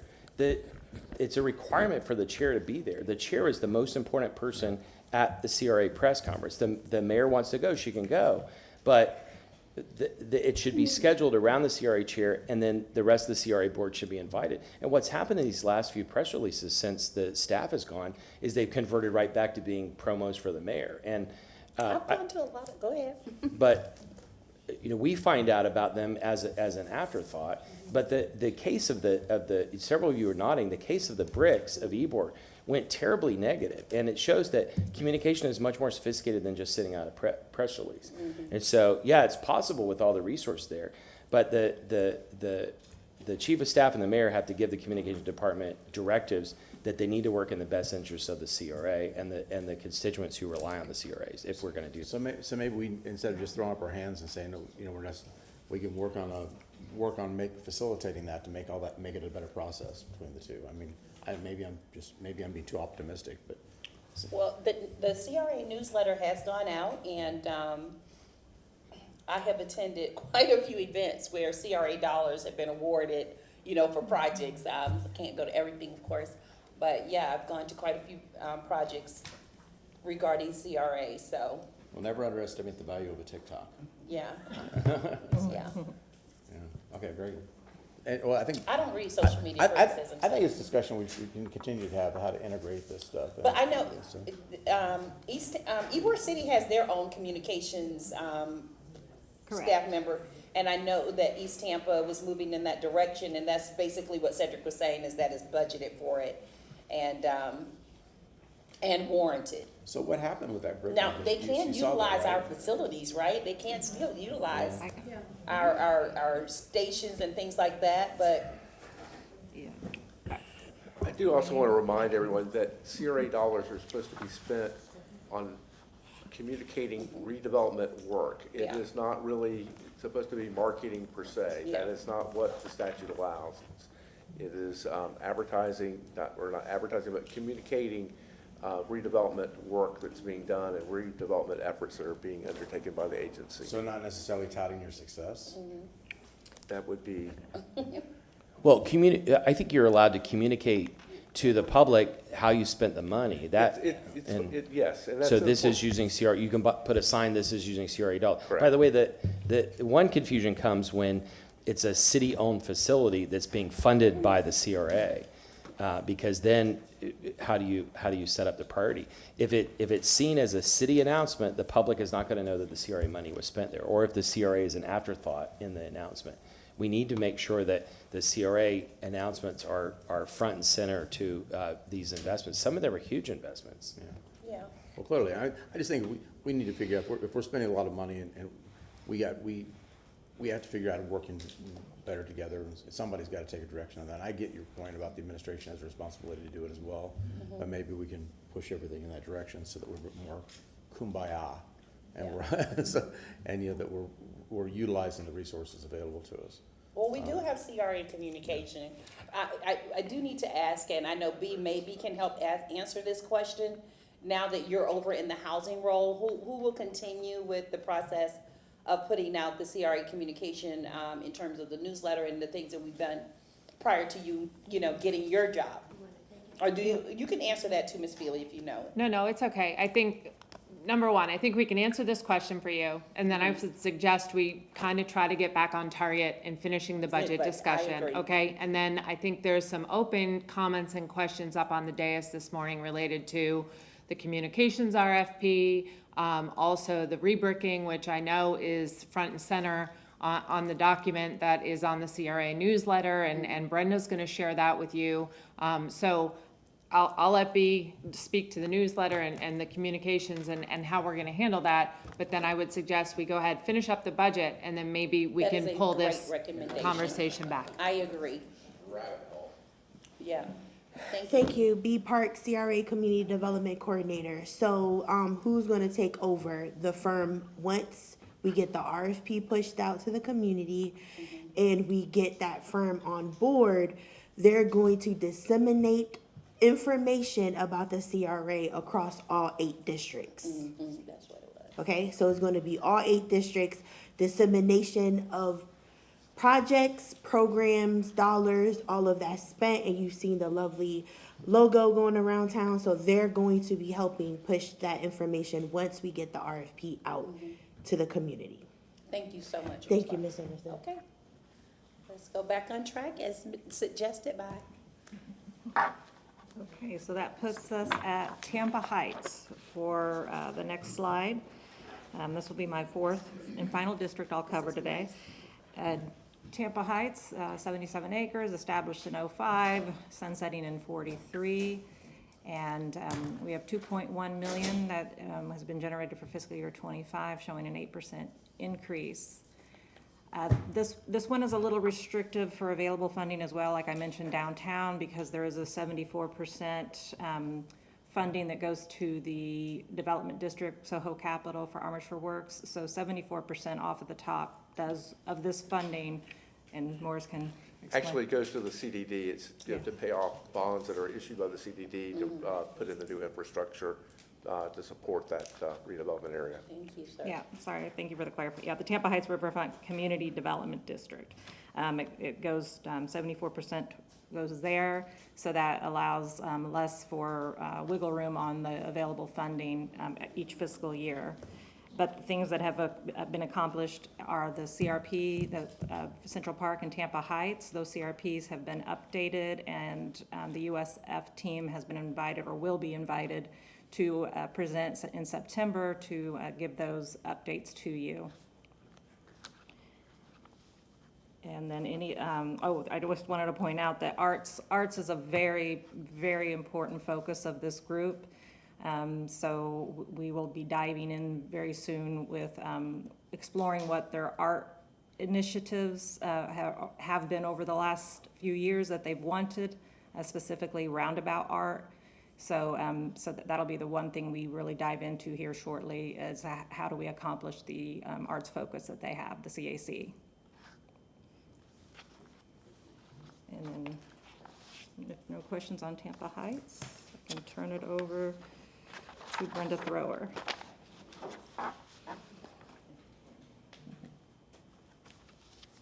Thank you, everyone.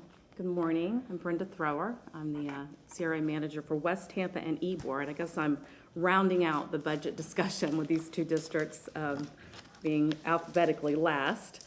Let's just start with West Tampa. And as you can see here on the slide, West Tampa, one of our 2nd largest CRA areas, the 964 acres, established in 2015 with an expiration of 2043.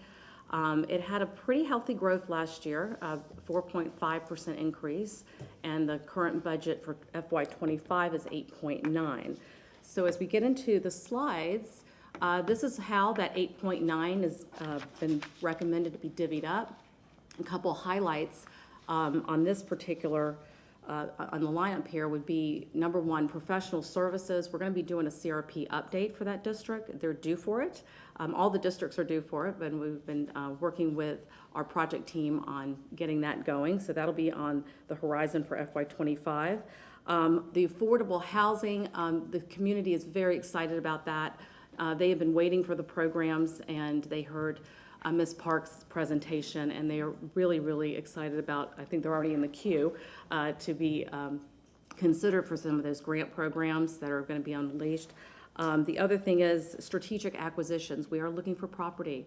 That message was loud and clear from y'all a month ago, and we are looking. We have a real estate department that is working on that, and we'll be working with B Parks on if it's an affordable housing initiative.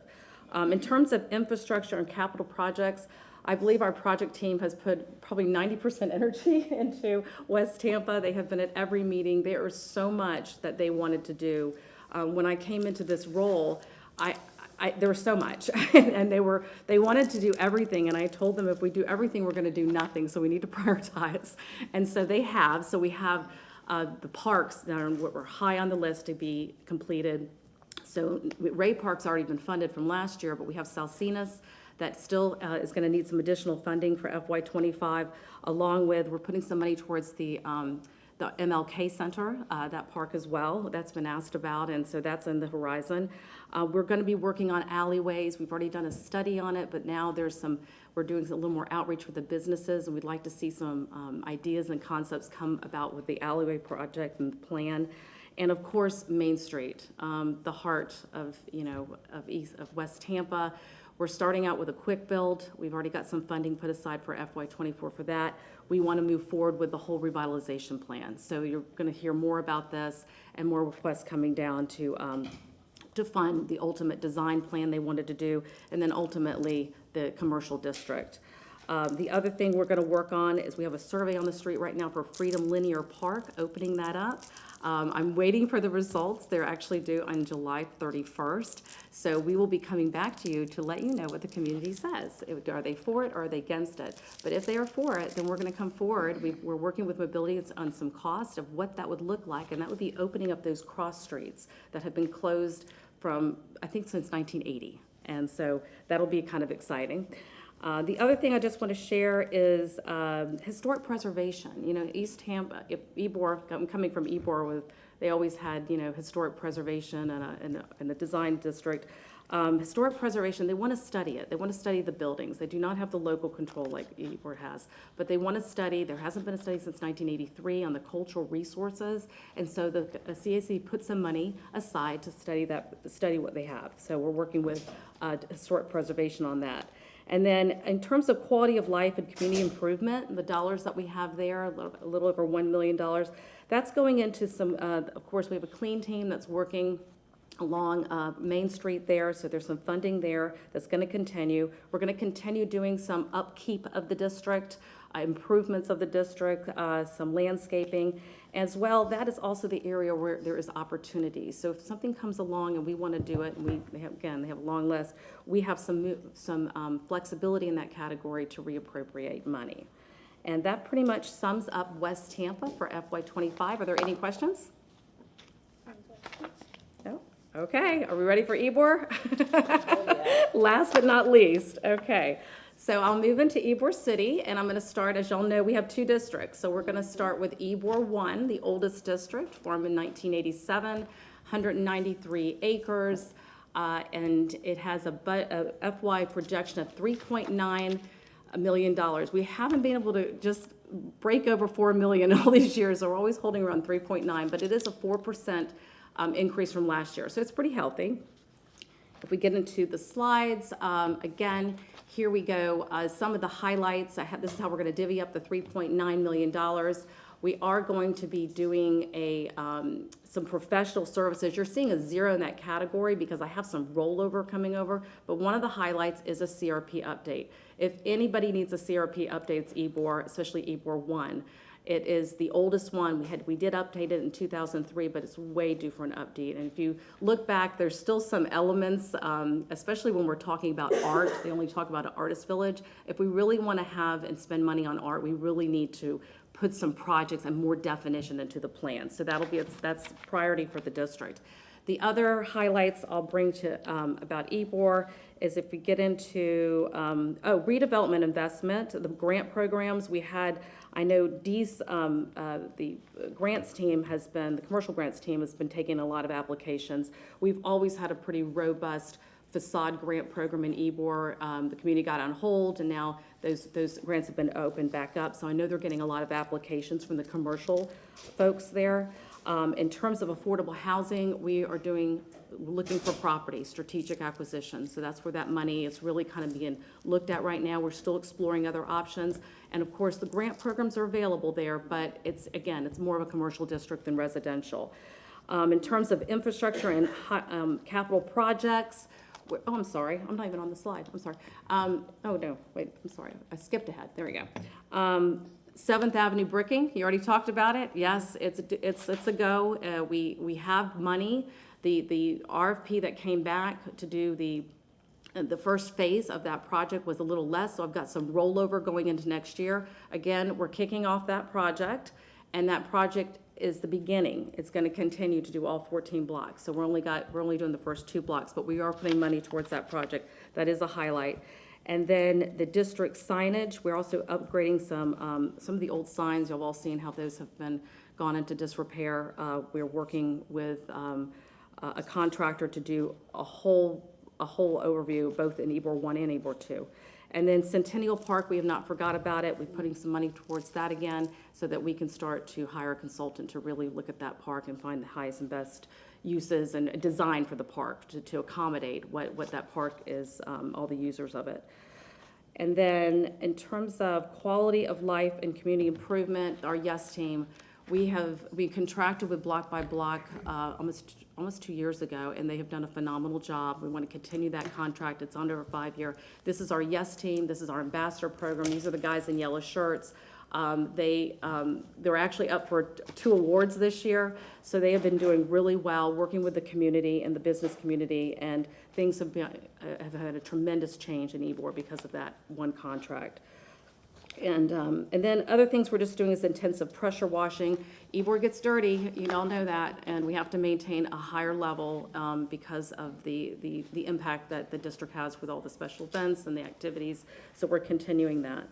And that is Ybor 1. Are there any questions about Ybor 1? Board Member Clendenin. Yes.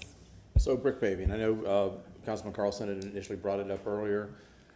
Refresh my memory, because obviously some of these decisions are made, I don't recall. Why are we staging it like we are? Because I mean, at this stage, how many years is it going to take to complete? Just not that long, not that big of a area. Well, it's block by block, and it's brick by brick. Mm-hmm. So we started with the 15th to 17th segment. It was in the heart of the district. As you know, you're looking at 7th Avenue, what's happening. There's a lot of activity near the HART station, near the beginning of it on Nucio. So the idea was let's start in the middle, and then we're gonna go outward from there. So it's really block by block. We wanted to kind of get that segment done from the get-go, and then we'll just continue it down. And it will go into Ybor too, because there's 4 blocks down there. And if I could take a moment, I do want to respond to Councilman Carlson, because you brought it up about the marketing. Just a moment. No. Just a moment, because we're gonna stick with budget. Oh, okay, let's do budget. So We'll come back to it. Let's circle back.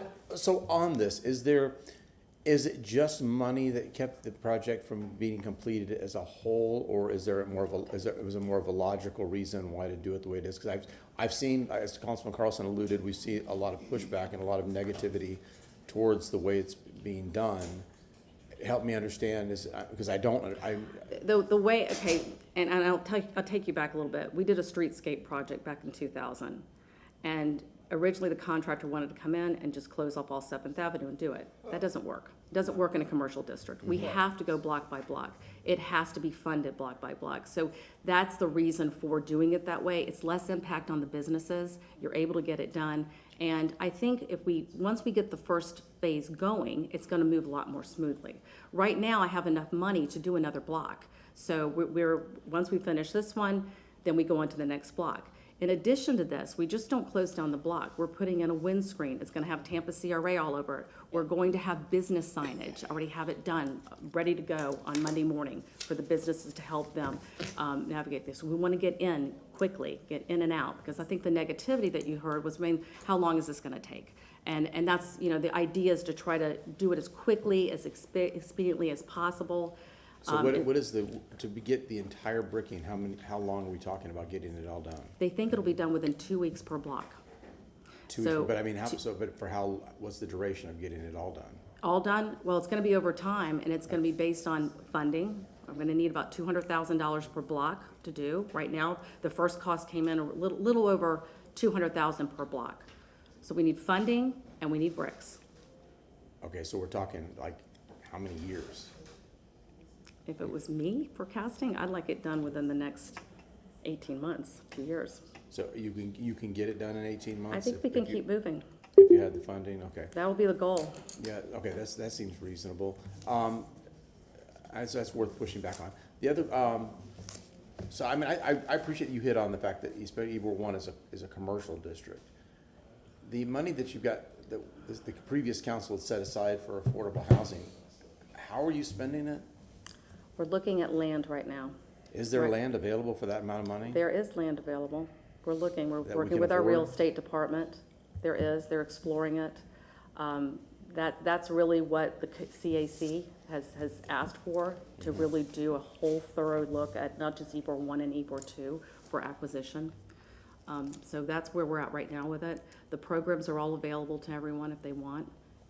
So those are also there, but the 30% is still sitting there and it's ready to be used the way Well, y'all have. I'm just saying, as long as there's land available, if there's no land available, I would say, why aren't we moving that to expedite the brick repaving?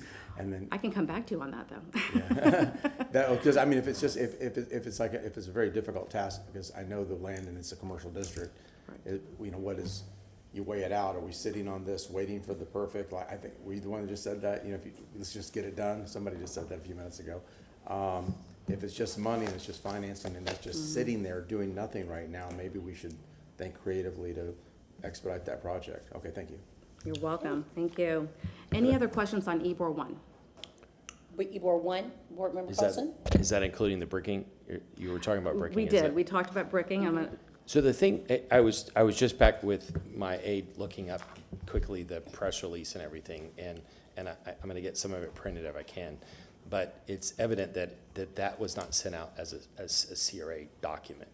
There was a media alert that went out. I'm still looking for she's looking for the press release, but, so that's one thing. The other thing though is that we need to build excitement around this as a project. Why is it important for Ybor? And I know you and I have been in a lot of the same meetings. There are so many different groups with so many different interests in Ybor. It's not monolithic, and you have to address them individually.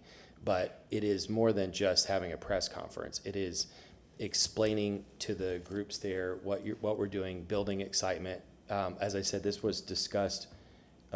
Guido can talk about it. I think it was discussed way before I got on council, but several of us pushed for it. The community pushed for it. It's an expensive item, really important for the community in lots of ways. As we first started talking about, the community was very excited about it, but because of the way this was rolled out, it was not only a dud in some ways, but it turned negative, and now we've got to go back and try to undo the negative and then try to push the positive of it. Otherwise, we're going to get complaints and maybe growing complaints for the next 2 or 3 years, and we will have spent all this money and not built any excitement in Ybor. Ideally, this would be seen as a really important investment by the CRA in the Ybor community. Excuse me, Board Member Maniscalco. Thank you very much. Since my name was brought up, I'll give a little backstory. I remember having a conversation at the Tropicana in 2016 with a group of Ybor City leaders, you know, many of whom you know. And I said, you know what I would love to see is 7th Avenue get rebricked. Mm-hmm. And one person at the table said, I could just hug you right now, right? I'm not gonna name him. And anyways, you know, we had a very aggressive urban renewal time period here in the city of Tampa. And in that, with the Nucio administration, I believe, maybe it was Lane, I don't know, it was in that era, the 1950s, early 60s, when they pulled up those bricks. And then another administration sold off many of our bricks to Winter Park. And anyways, Ybor is a National Historic Landmark District. Those bricks, you know, beyond the cigar factories, beyond the existing buildings, I mean, that is what makes it unique. It's a window into the past that you might see St. Augustine being St. Augustine, New Orleans being New Orleans. It's our own unique, you know, we have what other areas have. So when they redid and they modernized, they took up the streetcar track, because you had a streetcar on 7th Avenue. When they built out the sidewalks, I remember Ybor City as a kid when they filmed that Burt Reynolds movie. And you can see that when Burt Reynolds is running down 7th Avenue, you see how different 7th Avenue looked. It still looked like it did post brick removal in the 60s. There were some upgrades made in like 2000, whenever Central Ybor was built. And you see it how it is now. Now we're going back to what it used to like, so it's a worthy investment. The funding for the bricks is all coming out of the CRA, is that correct? Yes. Okay. Yes. I did an interview when we got sworn in last May with Lloyd Sowers from Channel 13 about the bricks in Ybor City. And it was generally positive on social media. The story that came out most recently with all the negative comments, I think people misunderstood that it was a CRA project with CRA funding. It wasn't general fund money going back to these bricks, because people think, you know, the comments I saw, you need to pave Waters, pave Howard Avenue. I mean, there was, they were talking county roads, state roads, city roads. There's a lot of confusion with it. So I think wherever this press release is at, I think it wasn't, people don't understand what is a CRA. A lot of people don't realize we have our own separate budget, and that money needs to be spent within there. So we're following the law and the guidelines of spending that money in that area, and we're restoring the historical nature of a National Historic Landmark District that has so many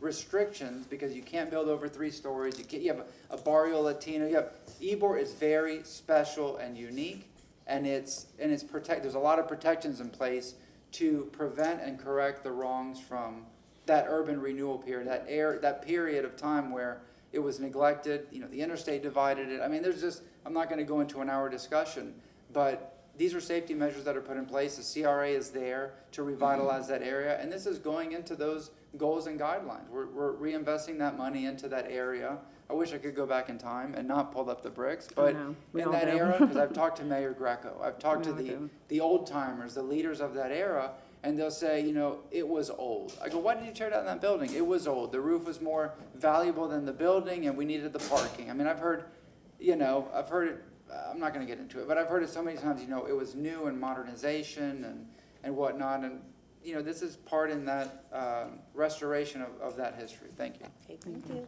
Okay, let's move on. Okay, I'll move on. All right, so let's do Ybor 2, and here is the slide for, well, let me go back one, sorry. Ybor 2, of course, is what surrounds Ybor 1. This is our more of our neighborhood area.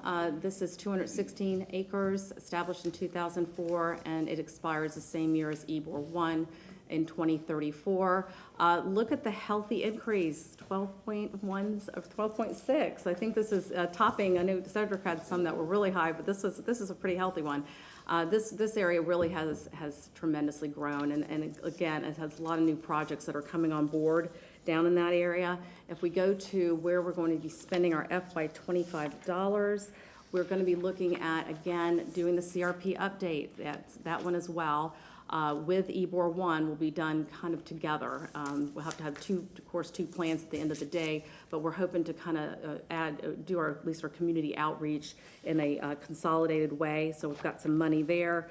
We also have redevelopment investment, which is the grant programs. Again, Ybor's really good about, they like the grant programs, so I know they're in the queue for some of the ones that we already approved on the commercial end. And then affordable housing, we have, of course, the programs. And again, this is one part of Ybor that probably could take more advantage of some of the other standardized programs that are for affordable housing, because there are single-family homes, there are casitas, there's opportunities there. We're also looking for land, strategic acquisitions is still part of that equation. And then if we're talking about capital projects, again, 7th Avenue Brookings part of that as well, because you've got the 4 blocks east of 22nd Street. So we're putting money there. We're going to be doing district signage. When I spoke about that with Ybor 1, actually the signs are going to start being redone in the south area first. So you're going to see more of that activity right on 3rd, 4th, and 6th. They're starting in that quadrant and moving forward with new signage. We did a flooding study. We do have a little problem near El Porto. There's a little flooding study. We sunk money into a study. It came back, but it's a very expensive solution, and we can only pay for maybe a portion of it. So we're going to explore that. We're actually working with stormwater on this, because this solution would have to bring a pipe all the way down to Ybor Harbor, way beyond Ybor 2. So that one's still on the horizon, and we may be reprogramming some money if we could help fund or help offset some of that. And then in terms of transportation, I've already mentioned this in Ybor 1, we do support the streetcar, so we do have money there that we put in annually for that. And then in the quality of life and community improvement, we have, of course, the YES team. They do work in the neighborhood area as well. They've been very helpful to the residents and the neighborhood associations, and so that program is very popular, and they want to continue that. And then, again, that's the one line item that we can reappropriate dollars for new opportunities, and so that there's some funding in that as well. And that concludes Ybor 2. Is there any questions about Ybor 2? Board Member Carlson. I just wanted to make a statement real fast. I think everybody knows this, but just to say, you are very well respected and beloved in the Ybor community, and Thank you. one of the things you have such rich depth of knowledge of Ybor. I think I mentioned in one of the meetings, but a few months ago, I had a meeting with some of the Ybor people and Vince Pardo, and in the meeting, several times he said, well, let's ask Brenda. and I hope you stay at the city or CRA forever, but somehow, especially in a historic district like Ybor City, we have to capture the institutional knowledge of what happened at different periods. And I don't know, maybe the communication department and the video department can get you and Vince to spend an hour or two just so we can archive it and have you all talk about what's gone on in Ybor, the things you tried that didn't work, but the leaders in Ybor all turn to you, and it saves hours of time asking you, what worked and what didn't, and somehow we need to make sure that we capture that knowledge for the future. Thank you. Thank you very much. I appreciate that. Board Member Clendenin. Going back to the streetcar thing, so I still feel like I don't have closure on it. 18 months. Right now, you don't have the money to get it completed in 18 months. The bricking? Oh, I'm sorry. Right. I thought you said streetcar. I'm sorry. I'm sorry. I did. That's always on my mind. I know. I thought so. It's always on my mind. So the bricking, I'm sorry. Yes, the bricking. You don't have the money to complete it in 18 months, right? We don't have the money at this point to do the entire 14 blocks. And so at your present budget projections, what is the duration of getting this done? Well, I mean, again, it has to do with timing, money, availability, and the bricks. So we have enough bricks, obviously, to do the first 2 blocks. Right. We have a stockpile. I think y'all know about the city stockpile. We're buying new bricks, right? Are you mixing? No, we're doing authentic bricks. That's another kicker. It's only historic bricks. Oh, you're not mixing them? So, I attended a couple of meetings. No, there was a study that y'all saw, and they had options. Do you remember the options? Yep. And it came back very strong, I think from y'all as well as the community, that we're only using the real stuff, the old stuff. So how do you get those? How do you get enough to Well, we have them. We actually have a stockpile at the But so we city. found that stockpile was gonna be sufficient to do For all this, of this? yes. For this, yes. Interesting, 'cause And if we have to source them one day, then we will, that's fine. But we want to do it right. We want to make sure that road is sound and steady. The bricks are going to be laid on top of asphalt, which is an excellent base. That's the good part about the asphalt, I guess. As they mill down 4 inches, they're going to have a solid base for it. So that's going to be good. So we will, what I'll do is I'll keep y'all abreast all the time of where we're at with this project. Are we ready for the next segment? And if I don't have money, I'd like to come back and get it reappropriated. And that's exactly where that's the segue I like. If money is the problem, come back to us and let's figure out how we can fix that. Because to minimize the impact on the businesses, as you just addressed, and also just the success of the program, so that if we can keep moving along and make it more successful and expedite this to get it all done and have a minimum amount of negative impact on the community, I think that'd be great. And if money's the only obstacle, come back to us, please. Thank you. Board Member Miranda. Thank you very much. Along the same lines, I'm sure that some of you know, some may not know. those bricks that they have was saved by previous city council when they sold a lot of bricks to Winter Park. And that council got with the administration, we wrote a law, you cannot sell these bricks to no one, and that's how it is now. I just knew that stockpile was so big, but I didn't know we had, I thought they didn't think we had enough. Okay. Okay, and I'd like to leave you one last surprise, well, sort of surprise, but I have a flyer for the bricking project that's going Thank you. out, and it has Tampa CRA written all over it. Appreciate So it. can I submit this into Of folder? course. Thank you. Thank you so much for that. You're welcome.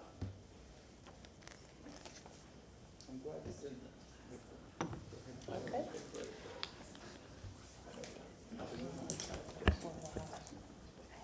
That may conclude the budget presentation. One more, okay, Board Member Hurtak has something to say. Yes, so Interim Director McCray. Yes, ma'am. What I would love to see next with this, because if you can put up this chart so the public can see. Thank you. All of these are great, but what we heard time and time again is, well, there's zeros because of rollover, or this because of rollover. What I would really love to see, and I know you don't have exacts, but to the best of your knowledge, if you could do two more columns, one a rollover column, and then the total, so that we as a board and the public can see kind of where we are and what we project. And again, you can write project in really big letters if it makes you feel better. I know you won't have exacts, but if any way possible, to create two more columns to look at. So this one would be titled FY25, and then it would be projected rollover and then totals. Mr. Massey, you have a... No, real quickly, and I think that's fine. I'm speaking with Susan Gobble, Revenue and Finance.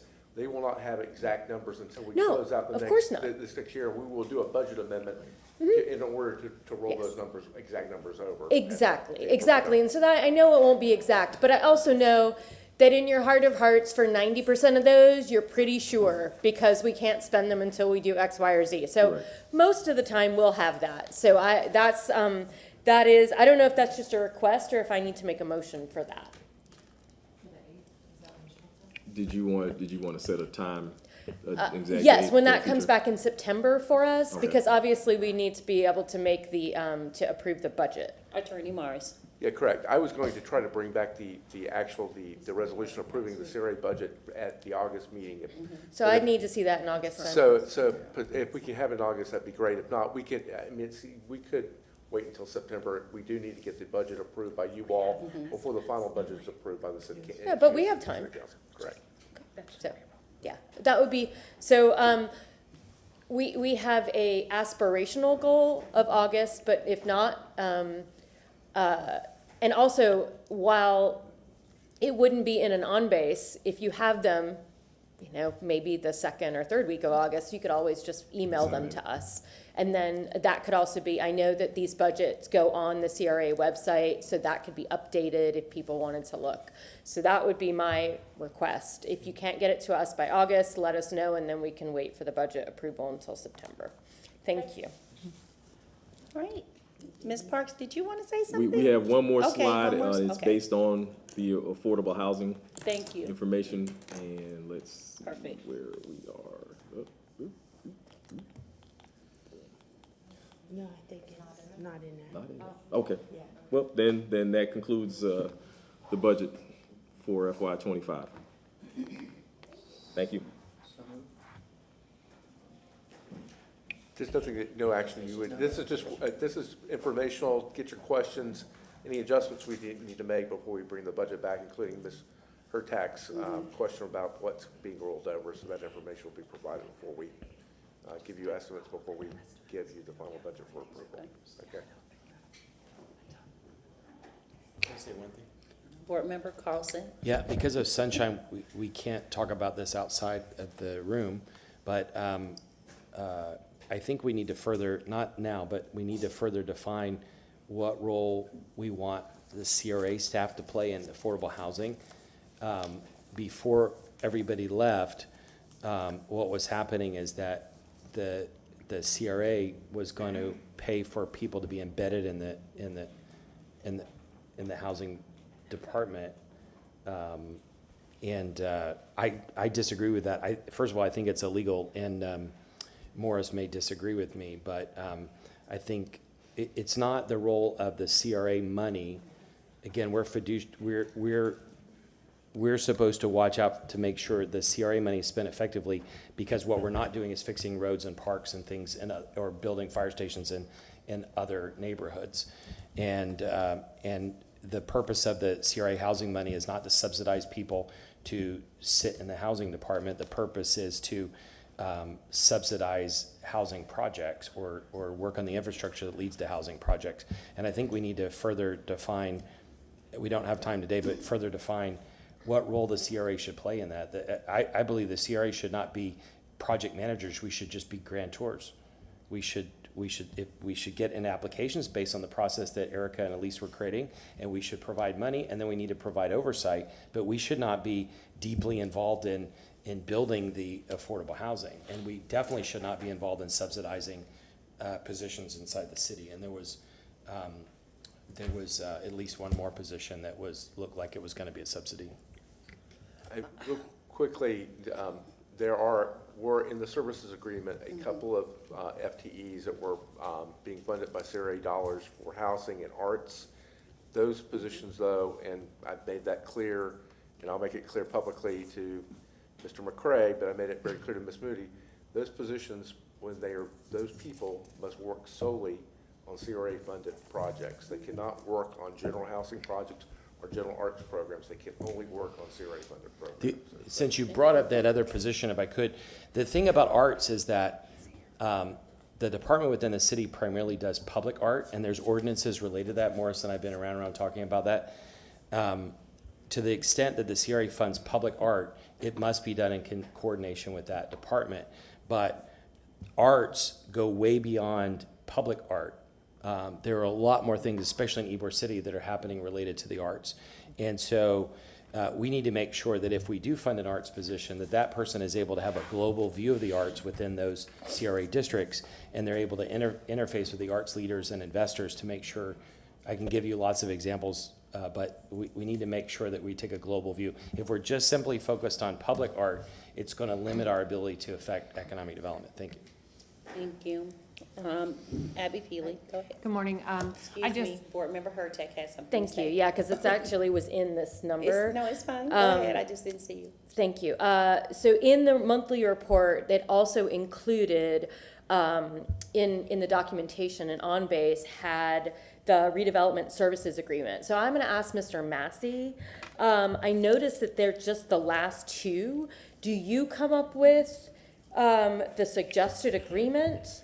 The agreement has evolved over time. It started as a certain form, and I will make changes based on input from you all. I'm getting some today, but the ultimate form will come before you all for approval. Well, but that's actually my point, because a lot of this is very specific to 23 Yes, or ma'am. 22, 23. And it has to be changed. So what I would really love, and I guess I'll request, I don't know if I have to make a, or maybe I can just a request instead of a motion, is that since we have until September to do this, I really want you to be able to take out the pieces that are no longer relevant, bring the pieces that are relevant, and allow us to discuss. Because there are definitely things I want to change, but if I can't see, I mean, right now, I mean, there's paragraphs of how we're going to pay Erica and Elise. I'm sorry, not Erica, Nicole and Elise. And none of that's relevant. Correct. And then now that you're bringing up the arts position, that's in here. And so,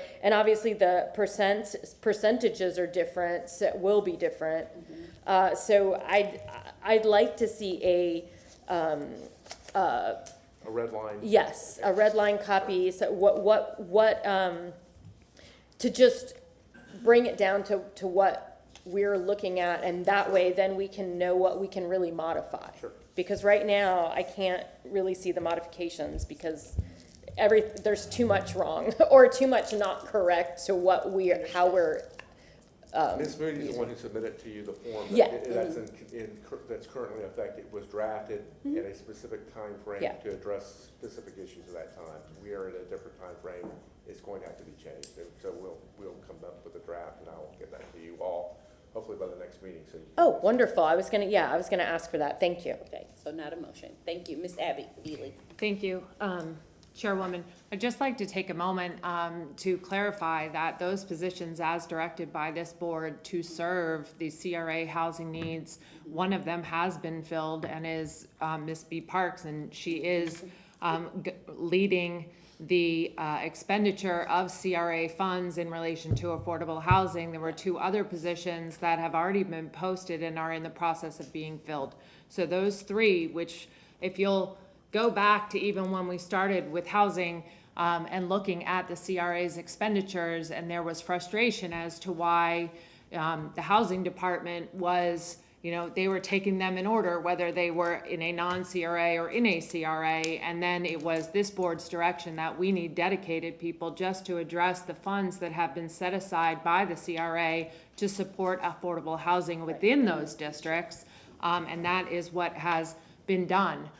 In addition, the arts position has also been filled. It does report directly to Ms. Nye, and that new team member is here today and awaiting an introduction. That's against the law.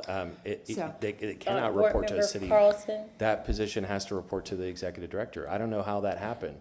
I don't know how many conversations with Morris and others. And then back to the housing positions, I agree with almost everything you said, that we do need staff to work on disseminating that money. What we shouldn't do is have staff that are embedded in the housing department doing the work of the city that's not CRA work, or doing work that the city would have otherwise done. The purpose of the CRA is not to subsidize city services. Understood, Councilman And- Carlson. and having they're that- not. So Huh? they're not. They're working for the CRA. You were not in this position, but I had long conversations with Nicole and Morris. There should be no position inside the CRA that's reporting to an employee. Forget who it is. There should be no position that reports to an employee of the city. If you would afford me the opportunity. Yes, If you would please afford allow me her the to speak. opportunity, okay? Today is our first meeting, and Cedric and I are coming on board to situations and conversations and other things that unfortunately we weren't party to. And if you But see I me- don't want misinformation or other things up on the day. So if you would afford us the opportunity to address some of these things, and that's where I was talking about the communications also, we would like to come back to you and address that. But I don't want certain things to be said that may not in fact be the case, and there are others who are already serving in these roles. I'd like to try to keep it as clean as we can today. We come back to you on the 8th for the next meeting, and I think we can address some of these things. If you see me frustrated, I'm not frustrated at you. I'm looking beyond you at whoever made that decision, because it was made before you. But I had, I don't know, 20 or 30 conversations about that position, and because it was advertised as a city position when it should not have been. It's illegal for this money to subsidize city positions. And this arts position, as we envision it, had a much broader view than just public art. And so I'm not picking on that department, but just the same, the housing people should not be reporting to whoever is the head of the housing department. They need to work in coordination with them, just like arts needs to work in coordination. But the CRA is a separate entity, and they need to report to the executive director. And again, I'm not trying to vent on you. I'm just saying in general, for whoever made that decision, it was wrong. It was illegal. We need to undo it. Thank you.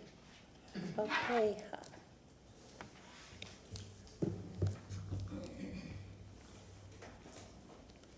Next item on your agenda? Real Yes, quickly before we please. move on to that, just, Yeah, I got some Ms. Sharp was able to find the posting that was made for the CRA director, so I will hand that out to you Yeah. all and submit it into the record so you have it. Thank you. Board Member Clendenin. Yeah, I think there's some validity in the things that are being said, but I think part of the problem is you have to scrape it all back. And honestly, I've been on here just a little over a year now, so, and while I paid a little bit of attention prior to coming on council or the CRA, obviously I wasn't a subject matter expert before, I'm still not. But it's becoming painfully clear to me that some of the causes of this, and like I said, I don't necessarily disagree with some of the things that Councilman Carlson said, is the mission creep of the CRA. It seems as though all of a sudden we're doing an awful lot of things, and maybe going into areas and that maybe we're I think some of the, maybe we need a refresher of like what the purpose of the CRA is and how we spend our money and how we can fit within the model of a city, or, because obviously the overriding entity of this is the city of Tampa, and so we're fully contained within the city. We work and we have agreements with the city and providing certain services. I think there's maybe a fundamental disagreement, and maybe it's just because of lack of knowledge. We need to have education 101 and bring it back to what we do as a CRA, what we can accomplish, because I think I agree with you, like we shouldn't be the contractors. You know, we shouldn't be this, we shouldn't be that. There's other people that do that. Maybe we should just be the people that set those priorities. And again, maybe we just need to have a better common understanding. And that's why I had called Morris yesterday, because I was kind of freaking out about that agreement. I'm looking at some of those things and I'm going, and he talked me off the ledge on some of those things, because he said he's going to rewrite that agreement. Because I think there are some things that I think we all need to have a better common understanding of. I mean, just real quickly. Attorney Matthew, yes. Thank you. The CRA, the CRA is set up to provide defined redevelopment activities in the statute, and it has to be consistent with the plan. Mm-hmm. The statute allows you also to spend money on personnel necessary to carry out your redevelopment programs. So, and this is, where the art piece and the housing piece has come about to some degree, in order to really get the CRA arts and housing programs in place, the housing dollars, and out in the community, there was a need or a perceived need by this board, at least at one point in time, that additional human resources needed to be provided to basically implement the CRA programs. Right, isn't that the presentation that Parks did for Correct. us a couple of months ago? Correct. Okay. Correct. And that, in my opinion, is an appropriate expenditure of CRA funds. I guess the question that's being raised is, who should those people report to? Because these programs, both the housing and arts programs, are generally conjoined or coalesced with city programs, Mm-hmm. those people are being housed in those departments where those decisions are typically made. Now, when those discussions came about reporting authority, my understanding, what was reached, and we'll have a further conversation about it, was those people would have to report jointly to the CRA director and to the subject matter expert where they were basically housed in. So that, remember, the CRA director was making sure that that person was working on CRA programs solely, implementing what this board wanted to be implemented, but that they're working in conjunction with the head of housing and community development to make sure that, to the extent that these programs are conjoined with city housing programs, that they were being appropriately done as well. And that the same with the arts program, to make sure that it was implemented appropriately in accordance with our ordinances, in effect, to the extent that they applied to those programs. Mm-hmm. So that was, I think, the way that this was all brought about. That just probably needs to be some better communication, and I think we can work on that. So. Yeah, Okay, Board Member Carlson wanted to say something. I know, but I thought Board Member. Yeah, but he was still talking to me about my stuff. Okay, So, Mr. Dennon, go ahead. So, doesn't it seem as though possibly we're in mission creep in some of these things, and this is where You could say that. I mean, the backside of this is that if you decide that, okay, all we're going to do is put money forward for housing programs or art programs, that's all we're going to do, then the issue has become, how do we get the money out the door? The problem has always been, not that the CRA has not had funding available for various programs, but how to implement those programs with the limited resources that the city has. And so the idea with this portion of it was to try to provide additional resources so to get the money out the door and to spend it on programs in the way that this board wanted it. Board Member Carlson, followed by Board Member Hurtak. Yeah, and I agree with what Board Member Clendenin was talking about, mission creep. As we're adding FTEs, we're adding costs, and really we're a planning and grant-making organization, and that's maybe part of the further discussion that we need as to what really is our role. I'll use Artson as an example, not to pick on that department, but if there was a public art project that was in downtown that was not a CRA project, that person should not be working on that project. Just because the project happens to be in a CRA district, if it's not a CRA project, they should not be working on it.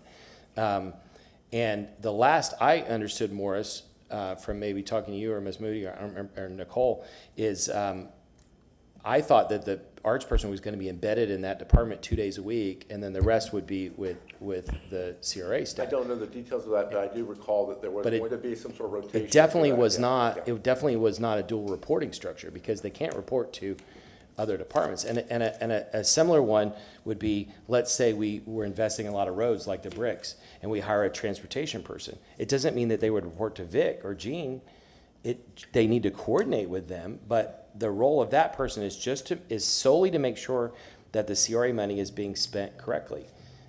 If a public art project comes through funded by CRA, that, because of ordinance, has to go through the public art department of the city, and so there has to be coordination, but it doesn't mean that the CRA person should be reporting to that person.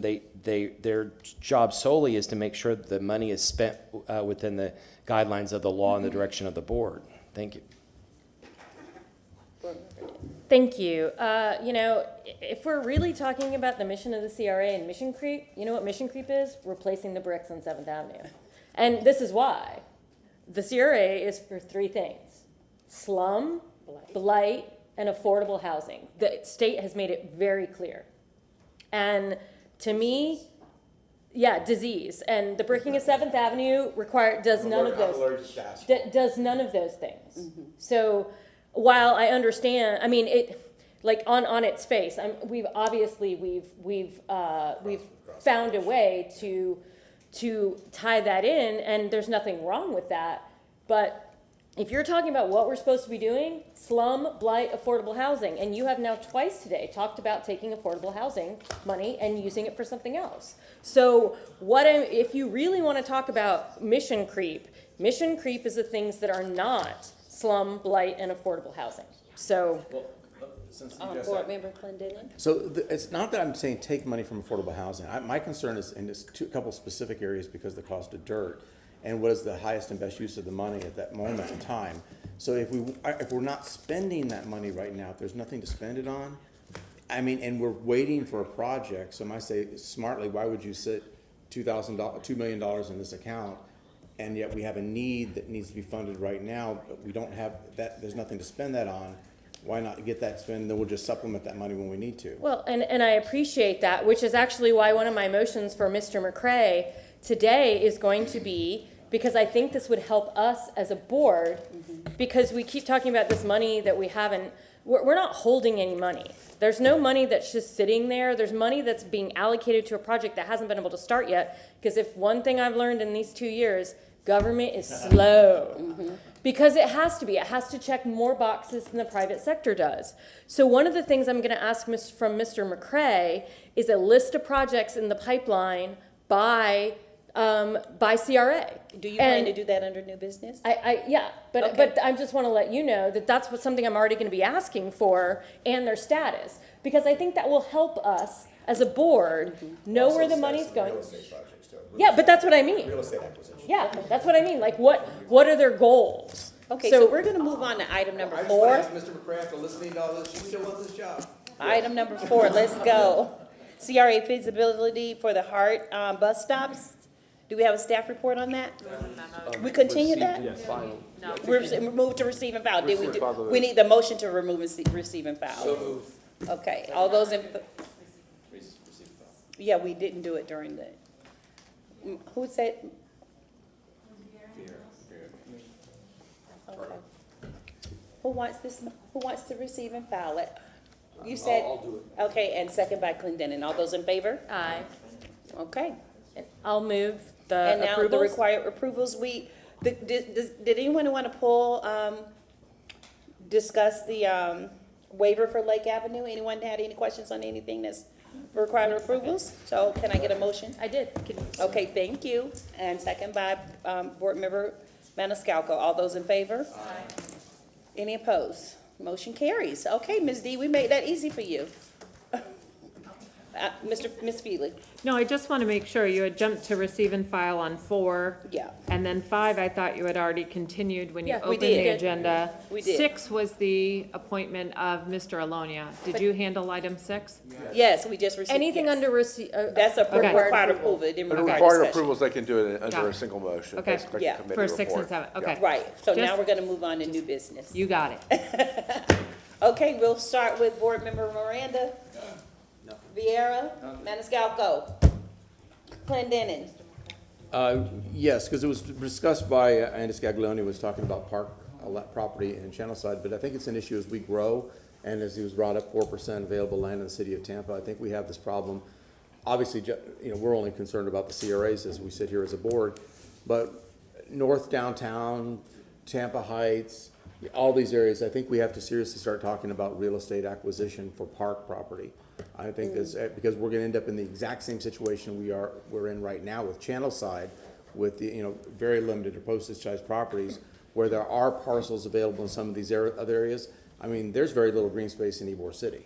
I mean, we really need to start emphasizing that we have to secure property for the public interest, for park property across this board. So I would like, maybe, CRA staff to come back to this board with a plan for land acquisition for park property within the CRAs. Okay, that's a motion on the floor by Board Member Clendenin and second by Board Member Miranda. I'll find it, I'll find a On date. August 22nd? No, I'd say Oh, no. January. January?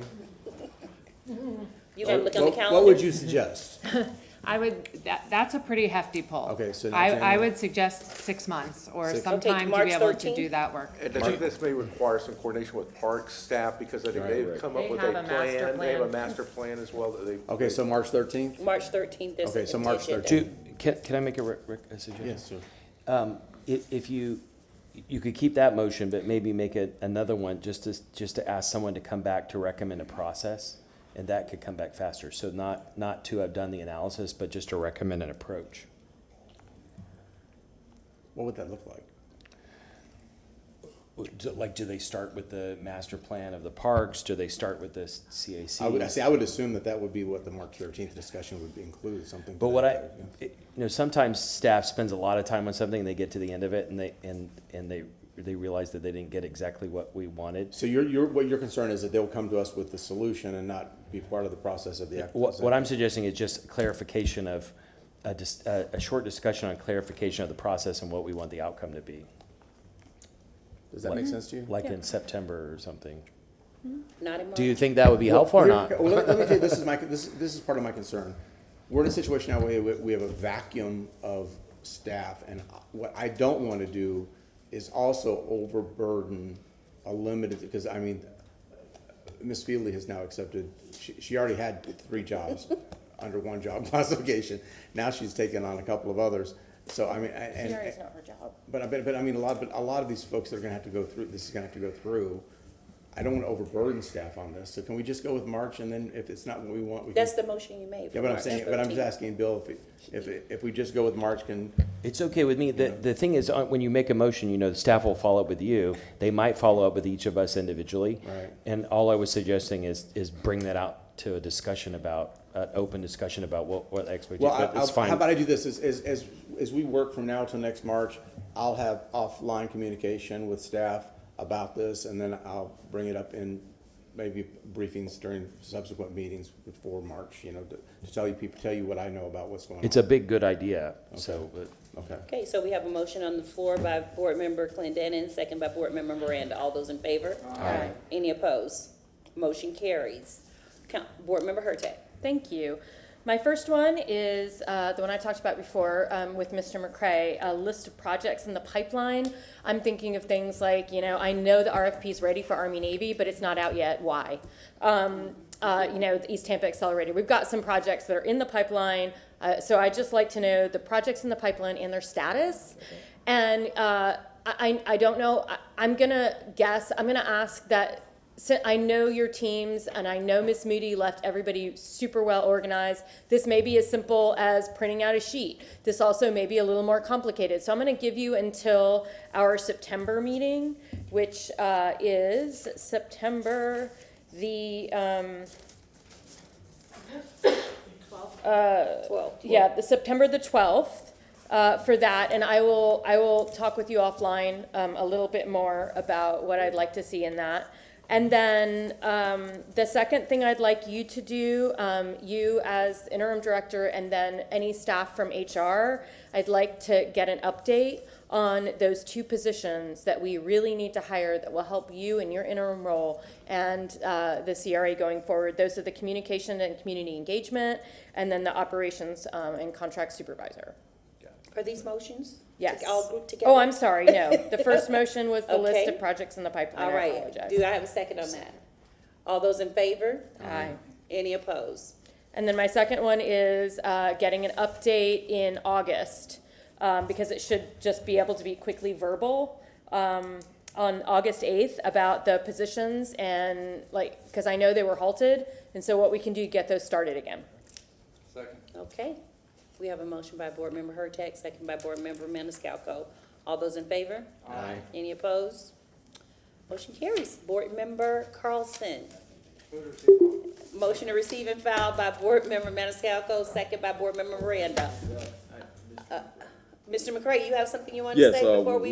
He's resigning. Sure. No. Not yet, The floor no. recognizes Board Member, Thank you. Our new interim director, yes. Good morning, good afternoon now. Cedric McCray, interim CRA director. I did want to acknowledge the presence of one individual and invite him up to speak, Mr. Corey Robinson. We were talking about the positions as it relates to public art, and Mr. Robinson has come in, and he's been taking tours of CRAs, the boundaries, and we've done a ride along. I called it a training day ride along almost in East Tampa, and showed him some of the need, and so he can be focused on various areas in East Tampa on some of the thoroughfares, and we were talking murals and everything. But I just wanted to give him the opportunity to introduce him to you all as a CRA board, and just to introduce himself. Yeah, Thank of you. course.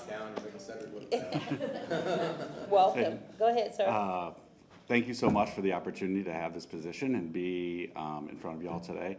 I do look forward to working with the CRA and all the districts to beautify the neighborhoods and just add a lot of art to the community, and I really look forward to it. I came from a long background of working as a professional artist myself, and managing public art in Pinellas, and managing public art for Urban Outfitters for almost 20 years. So I look forward to working with the CRAs and getting the communities the art that they want and that the city needs.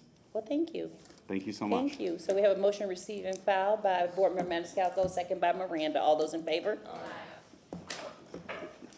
This means adjourned at 12:14. See y'all at 5:01.